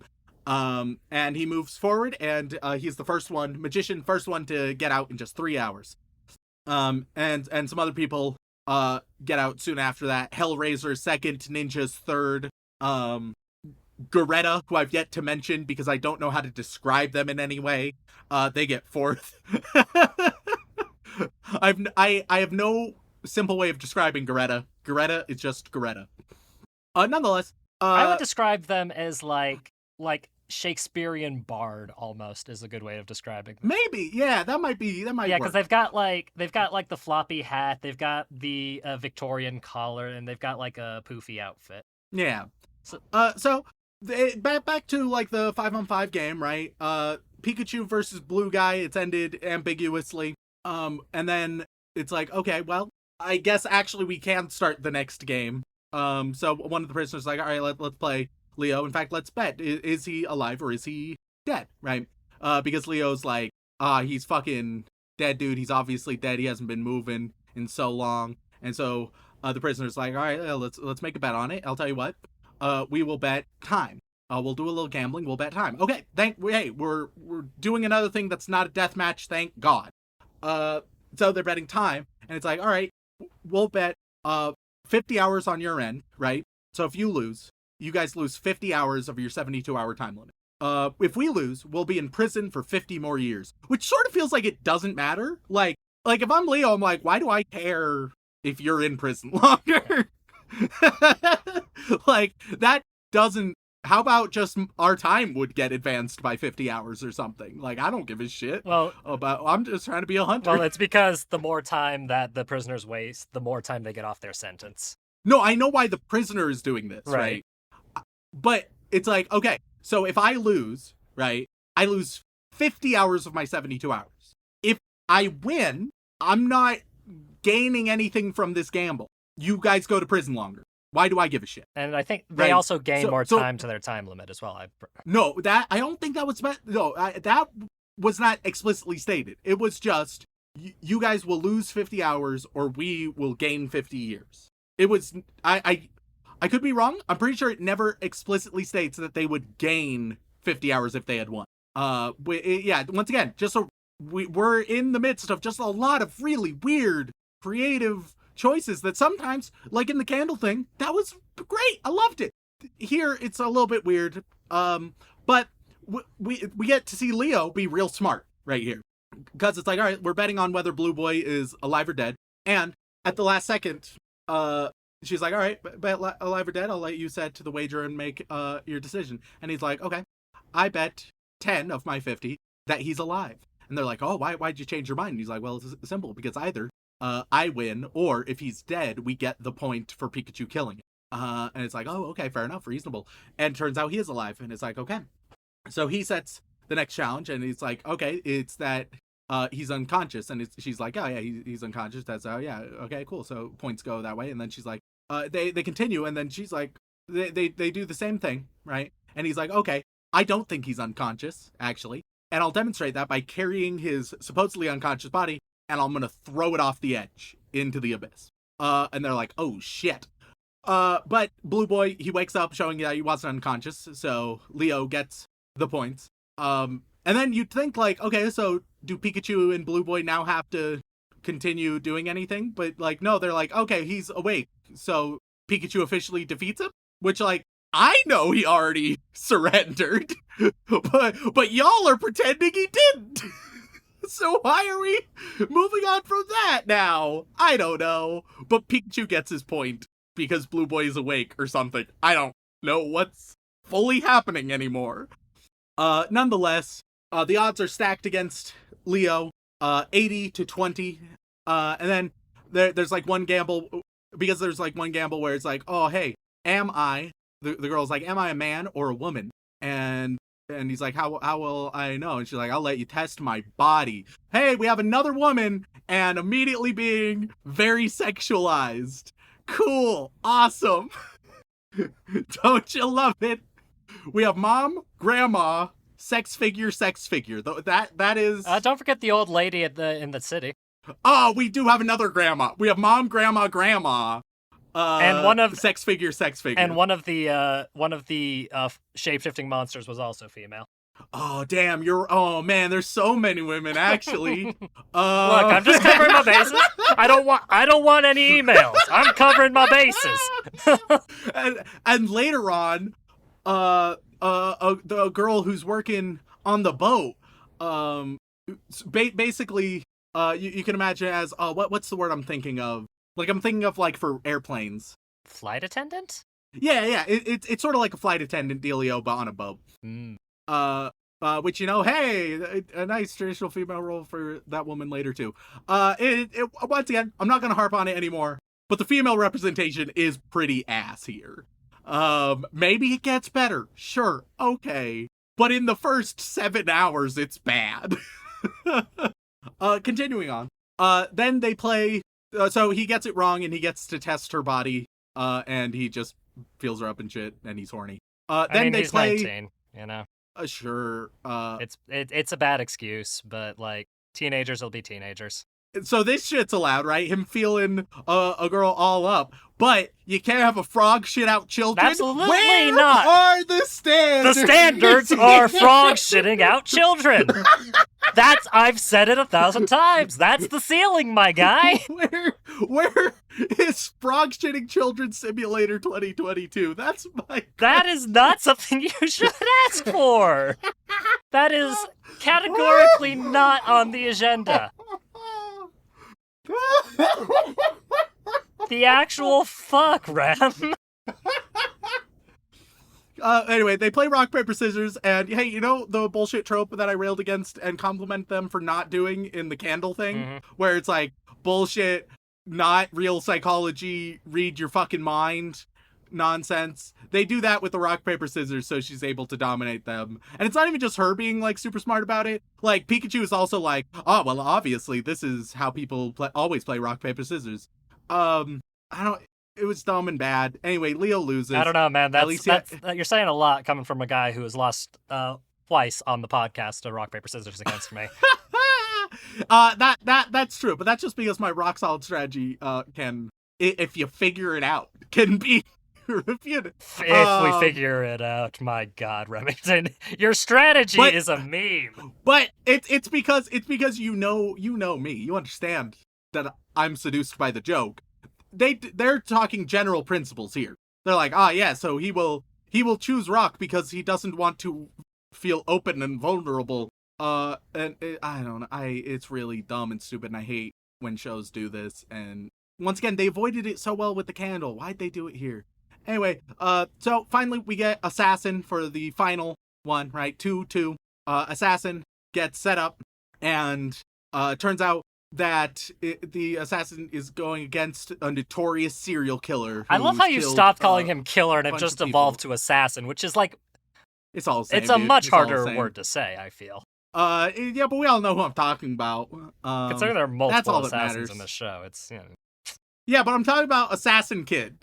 But yeah, so I'll keep saying killer. So killer versus serial killer, and it's a death match again, and it's like I was interested because they posted it as like, oh, these prisoners, they have meticulous plans on how to waste your time, and it's like 3 of their plans are just to do a death match. And that's the whole plan. One of their plans is to rush through a candle game, and another one's plans is to gamble at a normal pace. None of that has to do... What do you do? I don't think this show understands the words that it says.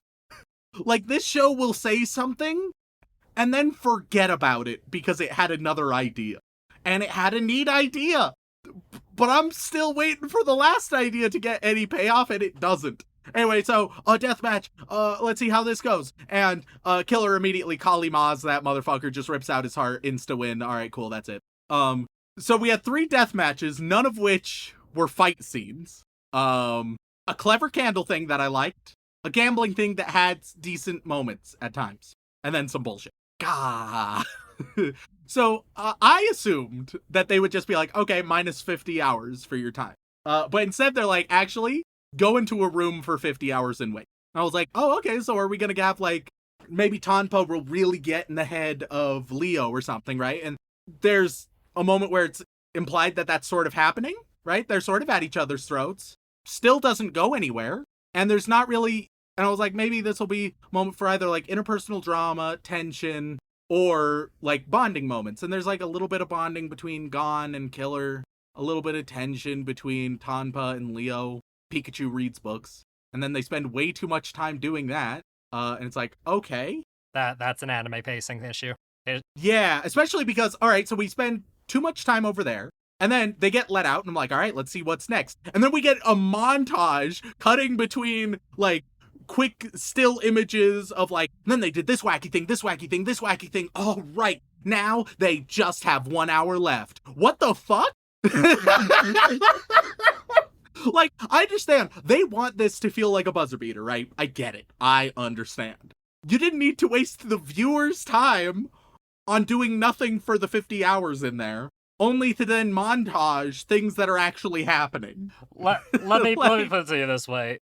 The only reason we couldn't skip this episode was because of the stuff in, like, the last 5 minutes of the episode. That's the only reason. I didn't have the heart to tell you that. I really didn't, man. Because, like, this is classic padding that's a lot of also, early another anime thing, suffer from. All of the people who have already made it out, right? They have to wait still for the 72 hours. In the 50-hour chamber, our protagonists they have, like, food and water, and they have the hookup. They have television. Meanwhile, everybody who made it out, they don't get shit. Yeah, but fuck them. They haven't. Like, oh, I made it out, and now I just have to continue waiting for 70 hours with no food or water, I guess. Hunter x Hunter is a very creative show. I don't think it's a very thoughtful show. And we'll get to, like, my final thesis statement very soon, because we're nearing the end. But anyway, they wait 50 hours. We have a quick montage. There's 1 hour left. And it's like, all right, final challenge. There's 2 paths, right? One of them, all 5 people can go down, but it takes a minimum 45 hours to get through. The other one takes only 3 minutes, but only 3 people can go through. Make your decision now. And there's a little bit of tension. What's going to happen, right? And Tanpa's like, obviously Leo should be left behind because he cost us the 50 hours or whatever. And him suggesting that in that moment, that is the whole payoff for all of the tension between these 2 characters. Literally, like, that sentence, it's the entire payoff for what I thought they were building up to for multiple episodes. And it's not like everybody's like, yeah, you know what, Leo's been a little bitch. They're just like, nah, what if we didn't? And then it's like, okay, so are we going to see what happens? No, they really want this artificial buzzer beater, right? So it's not the case where we're watching this being like, oh, the time's running down. They need to make a decision fast. And and then we watch and we're like, are they going to make it? Are they going to make it? No, instead we do a quick skip to where it's like, all right, there's only 3 minutes left. Are they going to make it? And it's not even the perspective of the main characters anymore. It's everybody waiting, right? And it's like, okay, so 1, obviously people are going to make it. And then 2, this isn't like the buzzer beater because it's not like, oh shit, time's taken down. It was just like, oh, okay, no, it's time's about to be up now. And they made it. And yeah, they all make it because they voted to go down the long path, but then dig through the wall between them, I guess. Sure. Interesting ideas, very poorly executed. And then we get introduced to the next bit is going to be hunters and hunted. Everybody's going to be assigned someone that they're hunting, and they're going to be hunted. They draw randomly. They go on a boat. We watch Gon practice a little bit, and the bard is watching Gon, and Gon has to target the magician, and that's all of episode 14. And there we are. It was an experience, Shaun. Here is what I think, and let me give some notes.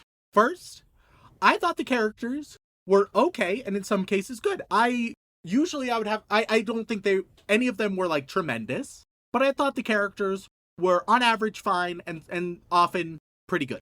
I thought that the dynamics between the characters were actually solid. I thought it did character relationships quite well most of the time, which is something I often critique. Once again, lots of creative ideas, even if the execution was often flawed and they would throw it away after the initial idea. I think depth is sorely lacking in just about every area.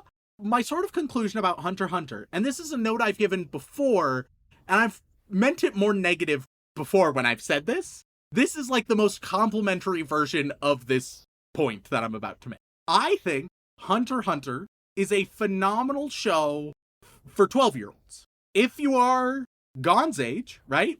This show is like, it's got a lot going on, a lot of new ideas, lots of new characters being introduced left and right? And if you're young, you probably won't be super aware when they don't pay off something they've been trying to build up, or if they build foundations and then just forget about it, right? You probably won't care that much because you're just here for the next new thing. If you're young, I think this is like a really solid show. And I mean that. Like, I think this is like, other than the weird sexual bits, and perhaps it's too intense with the casual violence at times, but besides those points, it's like a really, really good kids show. I know you mean that in a good way, because I know you as a person, Rem. I unironically, like, before, I've done it as sort of a backhanded thing. This one, it's not even meant to be backhanded. It is very sincere. I think it's a really solid kids show. I think that we haven't really had much interesting action or drama. We've had like moments of really creative ideas, but not great payoff. I feel like I just want to take the creators of this adaptation, and I want to be like, hey, calm down. Take a moment. Maybe get a whiteboard. Just so you can keep track of everything you've said and everything you're trying to build up to. Because I really just feel like they forget because they think of something else that's pretty neat. And then they sort of go in that direction, but then they come up with another neat idea. And once again, there's lots of neat ideas here. I loved seeing like whatever came next. Even if, once again, I was rarely invested what was going on in the present. I'm gonna say this because, as somebody who's been following it since the 2011 anime adaptation, I will say, it's the main reason. I think I mentioned it in part 1 of the podcast, but I cannot recall because behind the scenes little thing. It's been a while since we recorded that part, and I think I'll say it again just to be safe. The main reason I've hesitated to show Rem Hunter x Hunter is because of, like, I know exactly how this was going to go. Because I know exactly every single criticism you've pointed out and how it is difficult for... Early Hunter x Hunter is confused in a lot of ways. And let me say, I thought it was better than I expected, right? I would say, quality-wise, I'm probably giving it around a 5 out of 10, which y'all may be angry about, but like that's a surprisingly good result for something like this. For a traditional shonen, and when you're the person reviewing it is Remington For Chase, me, yeah, no, that's my like enjoyment rating would probably be closer to a 4 out of 10.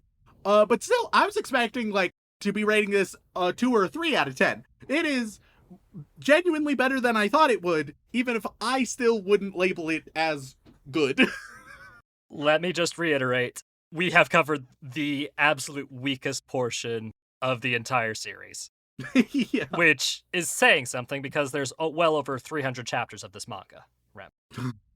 And it's theoretically still ongoing, which is the main reason we're doing it now rather than later, because we got announced 4 new chapters this year, which is a big fucking deal because, you know, it's been 4 years since the manga had a chapter.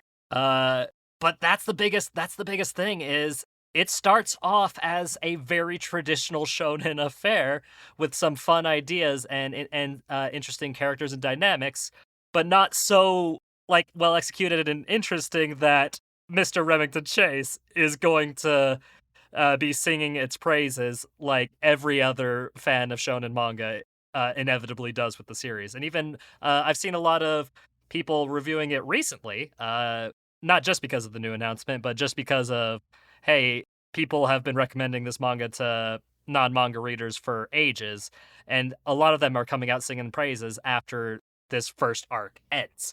Because everything from the end of this arc onwards is really where it starts to hit its stride. The magic system gets introduced. It gets much darker and much more interesting. It's just so hard to get through the first part if your tastes are similar to Remington Chase's, is the way I will describe it. Because, like, me personally, I enjoy the early stuff in the manga, and a lot of the stuff in the anime adaptation as well.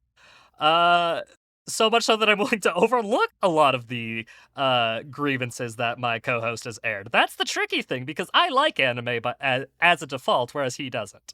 That's the tricky thing. And hey, y'all, we're over 200 episodes into this, and I just re-explained the premise of our fucking podcast. You're welcome, I'm so proud in of you. case you forgot. That's what makes this such an interesting manga/anime to talk about with you, Rem, because I knew how it was going to go from the beginning. Yes, we still had to do it. Yup. And I'm just going to come out in front here and say, hey, y'all, I like this. If you have angry thoughts, direct them at Remington. His points are valid as far as I'm concerned. Just know that he hasn't... Let me say, anybody who loves Hunter x Hunter and is really tempted to send me some hate mail right now, right?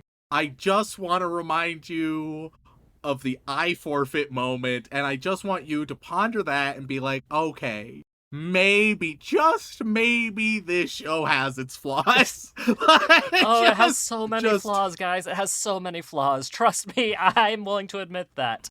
Oh, God.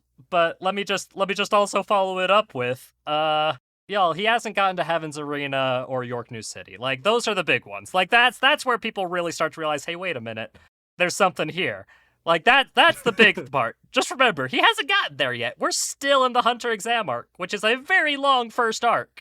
And I'm actually fine with it being this long. Like, I'm down with a long exam period. Just the details. The big picture stuff, I'm pretty down with. The Details get better, I swear to God. I swear to God. Yeah. Like, once Nen gets introduced, it's amazing. It's truly good. And yes, that is the name of the magic system. It's called Nen. Nice, easy, simple. Even you can remember that. Perfect. But yeah, that Hunter x Hunter, man, it's very prominent, and I suppose I have to ask Rem, any guesses on what the MAL score for this one is? For the 2011 anime specifically? Oh, God, like 8.3? 8.3? Man, it's rare for you to lowball it that low. If it's a fucking 9, oh my God. Now, you have to remember, Rem. Weebs! Rem, you have Come on! You have to remember, there are 148 episodes of this anime. And y'all are being there are 140 episodes. I've seen 10 fucking percent. All right, I've made it through 10% of the entire fucking thing, guys. with 1.48 million reviews on Mal, You nostalgic fuckers. Hunter x Hunter, the 2011 version, is sitting at a stupidly high 9.05. It is currently the fuck, 7th man? highest rated anime on the What? list. Y'all are out of your mind. Y'all have lost it. No. I'm gonna say it right now. I completely agree with you on this one, Rem. I don't think that I love the 2011 anime. I don't think it's 9 out of 10. I really don't. Especially now I that don't think it's the 7th best of all time. Yeah, although to be fair, malpoliticking is a bit unfortunate because I mean, Attack on Titan Season 3 Part 2 is still number 4 on this list. So God, we need to talk. We need to have. I need to have a sit down conversation with all of the weebs. Just grab them all 1.5 million who gave this a rating. You just have to have a nice sit down and chat with them. Because let me just break down the statistics for you real quick on Hunter x Hunter. Because this is not how statistics are supposed to work. Like, I don't know how much our audience likes to think about statistics, but me and Rem, we dabble in statistics because that's part of the podcast, and it mostly like how Mal defies it because people are strange. So is it like 70% 10 stars? It's not quite that ridiculous, thankfully. Okay. But just for frame of reference, the people who gave it between a 1 and 5 out of 10. Just doing some quick maths in my head. Okay, yeah, no, I won't even go that far. Yeah, 1 and 5 out of 10 approximately equals 1.5% of the reviews. Feels good to finally be in the 1%, you know? Yeah, like, you giving it a 5, Rem, puts you in the 0.8%, which is, a thing. And people who put it in, 1 to 4, and once again, I've read all those this reviews. is one of the anime naysayers. that I'm separating quality from my personal rating. Exactly. I put its quality a little higher than I would rate it. But its quality is still just 5 out of 10. Yeah. And 6 out of 10, only 2%. 7 out of 10, 6.7, getting a bit higher. 8 out of 10 is 17%. Oh, whereas the combined scores of 9 and 10 out of 10 on Mal is a combined total of 72.5%. Which, y'all, Hunter x Hunter's great. Don't get me wrong. I love the series deeply. But the 2011 anime by itself does not constitute a 9 or 10 out of 10.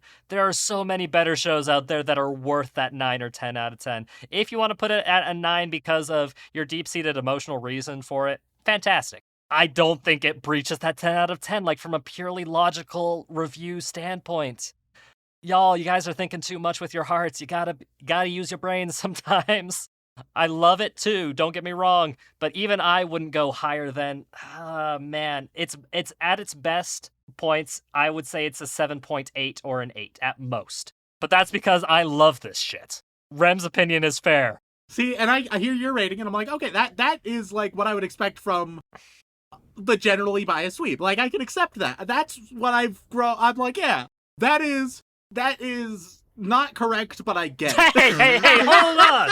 Hold the fuck on, sir. I just got done defending your ass against the horde of angry otaku and weebs out there for what you rated one of the most popular manga and anime of all time, and you immediately come back and just say, yeah, but you're a dumbass. How can you do that to me, Rem? I defended you. Sean, there is a way that I would rate it 8 out of 10.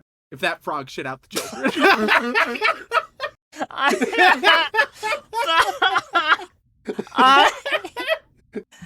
He had the laxatives. The frog should have shit him out. Those are facts. It's not me. It's the science. Hey, Rem, right? would you like to discuss fucking biological science with me real quick? Because I will do that right the fuck now. You know how long it takes for Like, even with laxatives, for fresh food in your stomach to make it through your system, it takes a long-ass time, my guy. So they should have stayed in the frog for longer and then been shit out. Follow-up statement to refute that. If you eat laxatives and you still have something nasty in your stomach, there's a good chance you're gonna have an upset stomach. And what do people do when they have an upset stomach, Rem? They fucking puke! And guess what? It wasn't digesting them yet. That's irrelevant. But then you can't fucking bring up the laxatives as, like, saying that it would shit them out as opposed to puking them out. That's not... Yeah! Rem! No!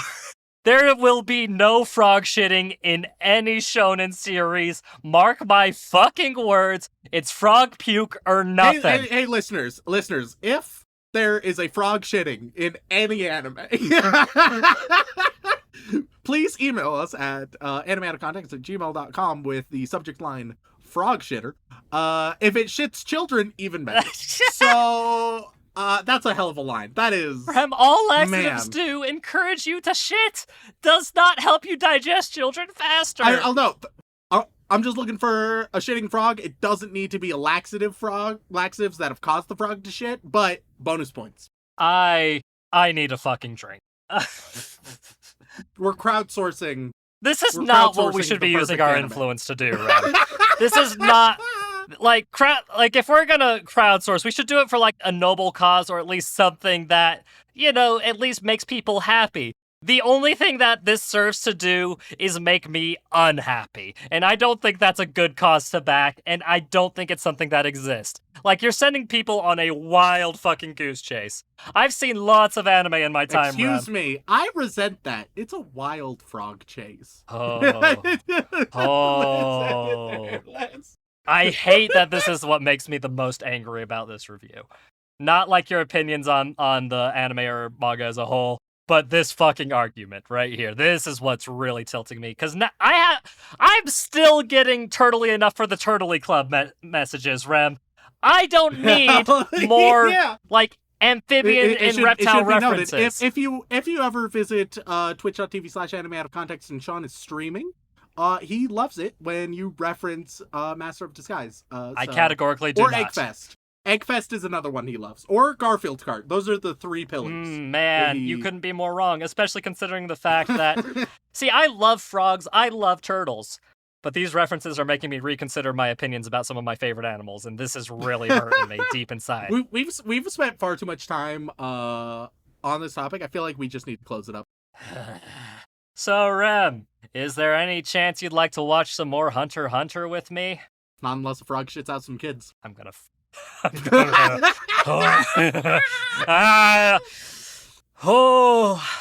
Zen. I am Zen.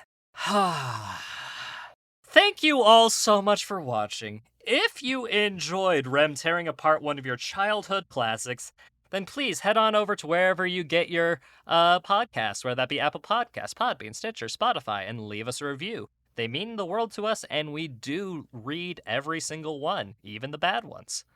But we do like the 5 stars. The 5 stars is like... It's been a while since I've requested 5 stars specifically, but hey, you know what?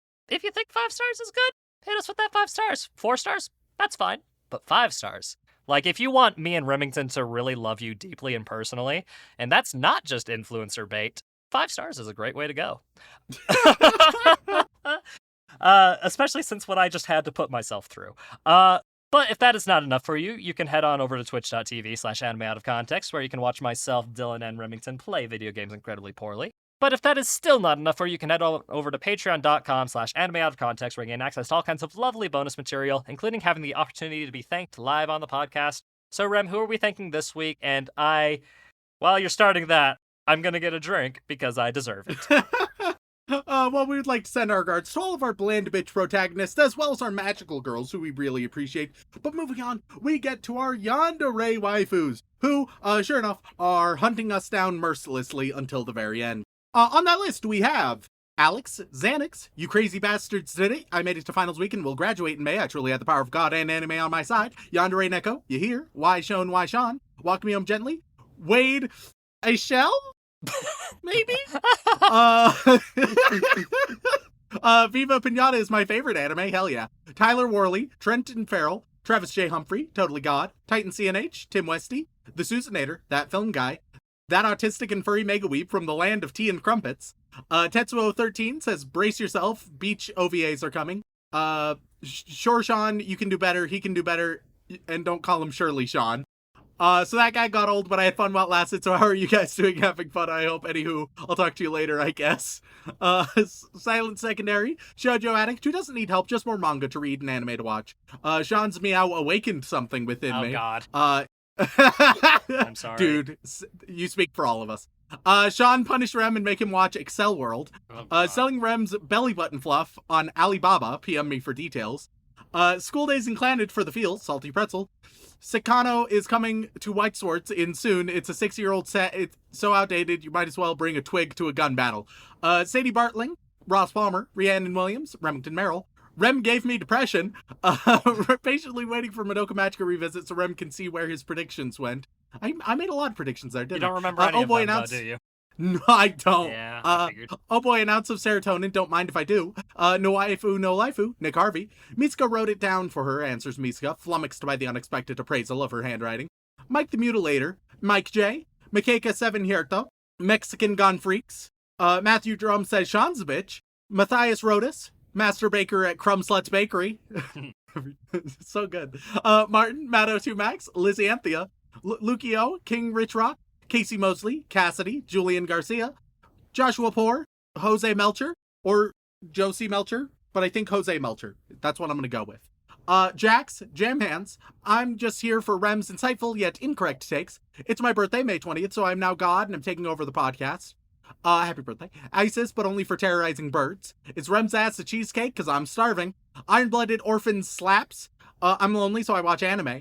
I want Rem to ruin Darling in the Franxx for me. I guess you're on Keter duty. Hunter Davies. Hey, you, slap on my knob like corn on the cob. Then give me head like Rem in bed. Do a moan. Hey, Shaun and Rem, try to pronounce these compounds. One for dimethoxybenzene, tetrabutylammonium bromide, acetyl salicylic acid. I think I did okay. Yeah, I mean, you sounded like a child trying to, say... I'm hooked on phonics, it's bitch. It's very hooked on phonics.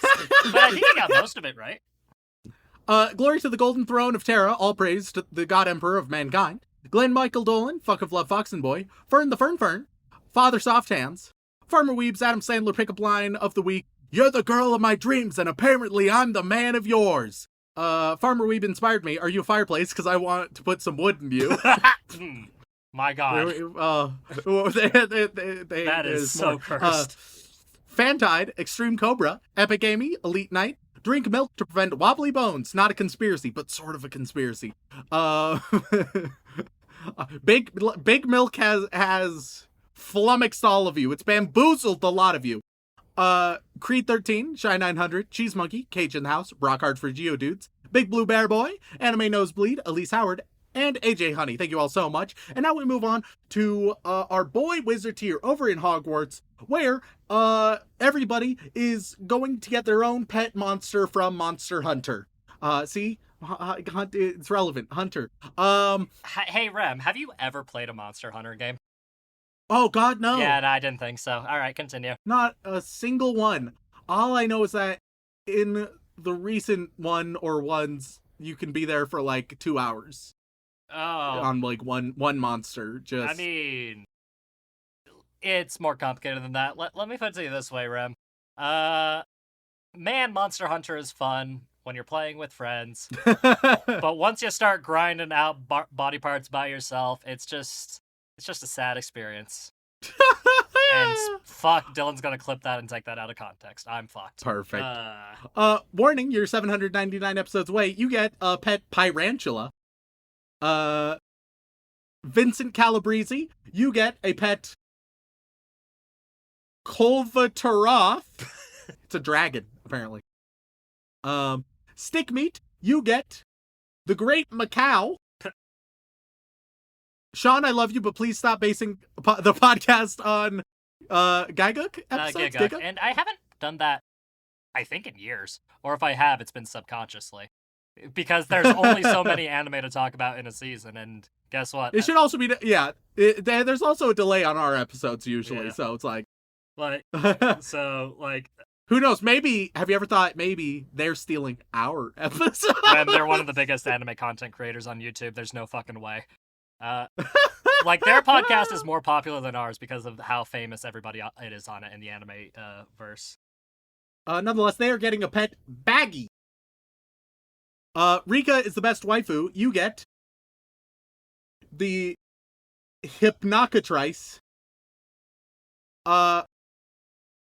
Rat Visa the Finish, and the one who in the name of the Utah invasion has landed in Florida like it's D-Day. You get Shakalaka. Pocket Gamer 513, you get a lovely pet Conchu. My Afro Ate My Dog, your pet is Tiger Stripe Zamtrios. You know, I love how these are pets when they are all, like, kaiju-sized creatures. Hell yeah, dude. Hey, sometimes you need a little kaiju pet. That's Like the Momo thing, the though. Griff, who Nothing about them is little, my guy. Momo the Griff gets the Elder Frost Gammoth, which feels like it's just a mammoth, but they call it a gammoth. It's bigger and stronger and scarier. Yeah, just call it a mammoth. Well, that's not that's not fantasy enough, my guy. I'll just replace it with a G, okay. Mike wants an Overlord review. You get Red Helm Arzuros. Miguel De Leon, you get a pet Goldbeard Kedius. Maitawa says first 3 arcs of Bakemonogatari is just 8 episodes. You get a Latreon. Inuyasha is my favorite cryptid. You get Yukonlos. I want everyone to know that I suck and that I'm a girl and that I like ribbons in my hair and that I want to kiss all the boys. You get Daimyo Hermitar.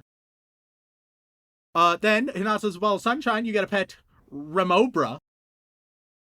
Hey, that sounds like my name. Harrison. I mean, that's just what Rem is when he gets home after a long day of work and really wants to let the girls loose. I become a Remobra. It's real good. Harrison, you get Volvidon. I'm not gonna make a comment on that. Go ahead, call the cops, it won't unvirgin the olive oil. You get Ketchawacha. Gay as fuck, but without the fuck because I'm ace. You get Gore Magala. Demon Ray 13, you get a pet Mufa. Beethoven 1201, you get the Grimclaw Tigrex. Anchoi 4, you get Soulseer Mizutsune. Allfather's facts are on hiatus for the foreseeable future because he ran out of facts and doesn't want to make Dylan do more work. You get the absolutely fearsome Ruby Basarios. Aaron Hegland, you are going to get Narwa the Allmother. And last but not least, we have Shaun. I have to show you my Rule 34 of Yui. It's my favorite of my many folders. Who gets the Rachnoid. There you go. There are all of your lovely pets. Next, we move on to the inappropriate Joey Wheeler tier, where everybody is going to get life advice from Shaun as Joey Wheeler. But there's a twist. He's not just as Joey Wheeler, but also they're Crocodile Hunter quotes that he will have Joey Wheeler plus Australian accent. Here we go. It's gonna be a masterpiece. I've given you a bunch of quotes from Steve Irwin, Shaun. I expect Australian Joey Wheeler. Oh. And these are life advice for all these people. Hey, Rem, you're asking me to do a character. All right, that's a fair thing. Specifically Joey Wheeler, which is fine. Yeah, no. Joey Wheeler, he's got a very unique brogue, and that makes it, and manner of speaking, that makes it makes a lot of sense. But now you want me to do Joey Wheeler trying to be Steve Irwin. Yeah, that's what I want. That's the kind of shit, like, actual voice actors struggle with. Yeah, like, I've watched Liam O'Brien that's why I'm having you do it, try to be bad at accents, and it is... Oh, no, it is... Oh, God. I'm very excited. You shouldn't be. So, 02 Waifu. What life advice do they get, Shaun? I don't... I don't want to do this to my boy Steve. I love him too much. Okay, here we go. Alright, so I gotta start with Joey Wheeler. Hey, yeah, forget it. Fun fact, recently, Yu-Gi-Oh! Abridged dropped another episode, so, you know, it kind of refreshed what Joey Wheeler sounds like in my mind a bit, you know? Okay. Right? Well, they just add Australian. Yeah. Now that's the tricky thing. Add Australian. Don't even prep for it. Just go. All right, here we go. Start a phrase. I'm gonna be Australian. Crocodiles are easy. They try to kill an Asian. People are harder. Sometimes they pretend to be your friend first. Oh God. Holy fuck! Oh my God! I can't. We have like 12 more. No! Stop giving us so much money. Next up we got the Redneck Weeb returns thanks to Moonshine and Jiggle Physics. All right, Yugs, here goes another round. I have no fear of losing my life. I have to save a koala, or a crocodile, or a kangaroo, or snake, mate. I will save it. Holy shit. Oh, God, that is such a sad line in God, hindsight. I can't breathe. Oh, God. Oh, fuck, I can't breathe. All right. Next up we got Shaun. We should watch Hellsing Abridged next week. Yugs, my job, my mission, the reason I've been put on this planet is to save wildlife, and I thank you for coming with me. Yeah, let's get 'em. Oh, fucking hell. Oh, my God. Yeah. This is great life advice every bit. Magic Ice Ball. Oh, God, Yugs, you're killing me here. You know you can touch a stick of dynamite, but if you touch a venomous snake, you'll turn around and bite you and kill you so fast it's not even funny. God, it's almost like I'm trying to purposefully do the worst, most offensive Australian accent I can, but I swear to God, it's me trying to mix Boston, like New York. I love this so much. Brooklyn style and Australia. Next up, we have I spend too much time playing Overwatch. Please help. Where I live... Oh, God, see, I was just doing Joey Wheeler. Hold on. All right, here we go. Hey, Yogs. Where I live is... if someone gives you a hug, it's from the heart. Oh, I'm so sorry. The I'm so sorry is me. That's me. Next up, we have do you not like the butt draw? I'm fucking up my Joey because of the Australian that I'm hearing. This is your fault, Rem. Nobody else's. It's true. All right, Yugs. When I talk to the camera, mate, it's not like I'm talking to the camera, yeah? I'm talking to you because I want to whip you around and pluck you right there with me. Oh, pluck me, daddy. Plunk is the word. Plunk me, daddy. Next up we have my dear old mom. Yeah, all right, here we go. I get called an adrenaline junkie every other minute, and I'm just fine with that. Perfect, loving it. Next up we have Charles C. Nussbaum. If we save our wild places, we will ultimately save ourselves. Man, you know, this Steve Irwin guy had some good quotes, but I'm really fucking them up. Oh, Jesus Christ. Next we got Blood Cell, not the white one. The truth is that we will never save wildlife by killing it. What I love is there's glimpses, like there's brief moments of like either a very brief good Joey Wheeler or a very brief good Australian, and then everything in between is a hot mess, and I love it. Well, yeah, because I'm trying to combine two accents, Rabbit. That's not how accents work. Next up, we have Anime Girl. Crikey means gee whiz. Wow. Yeah. And last but not least, going above and beyond, we got Dylan Hayden. Well, here we go.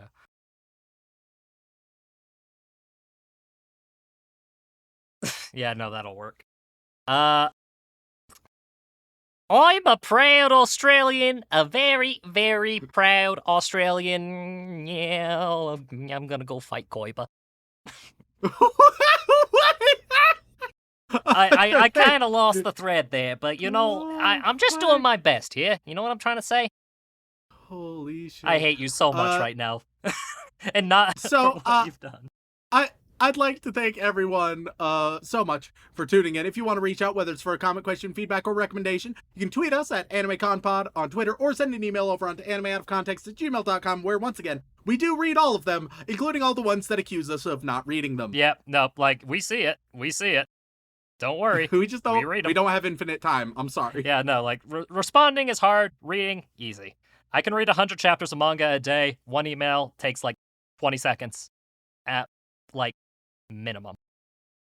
Yeah. But once again, guys, thank you all so much for tuning in. I am deeply sorry to all residents of, like, Brooklyn and the greater Australian area. I love you all very, very much, especially right now for what I've done. But as always, don't fuck your sister.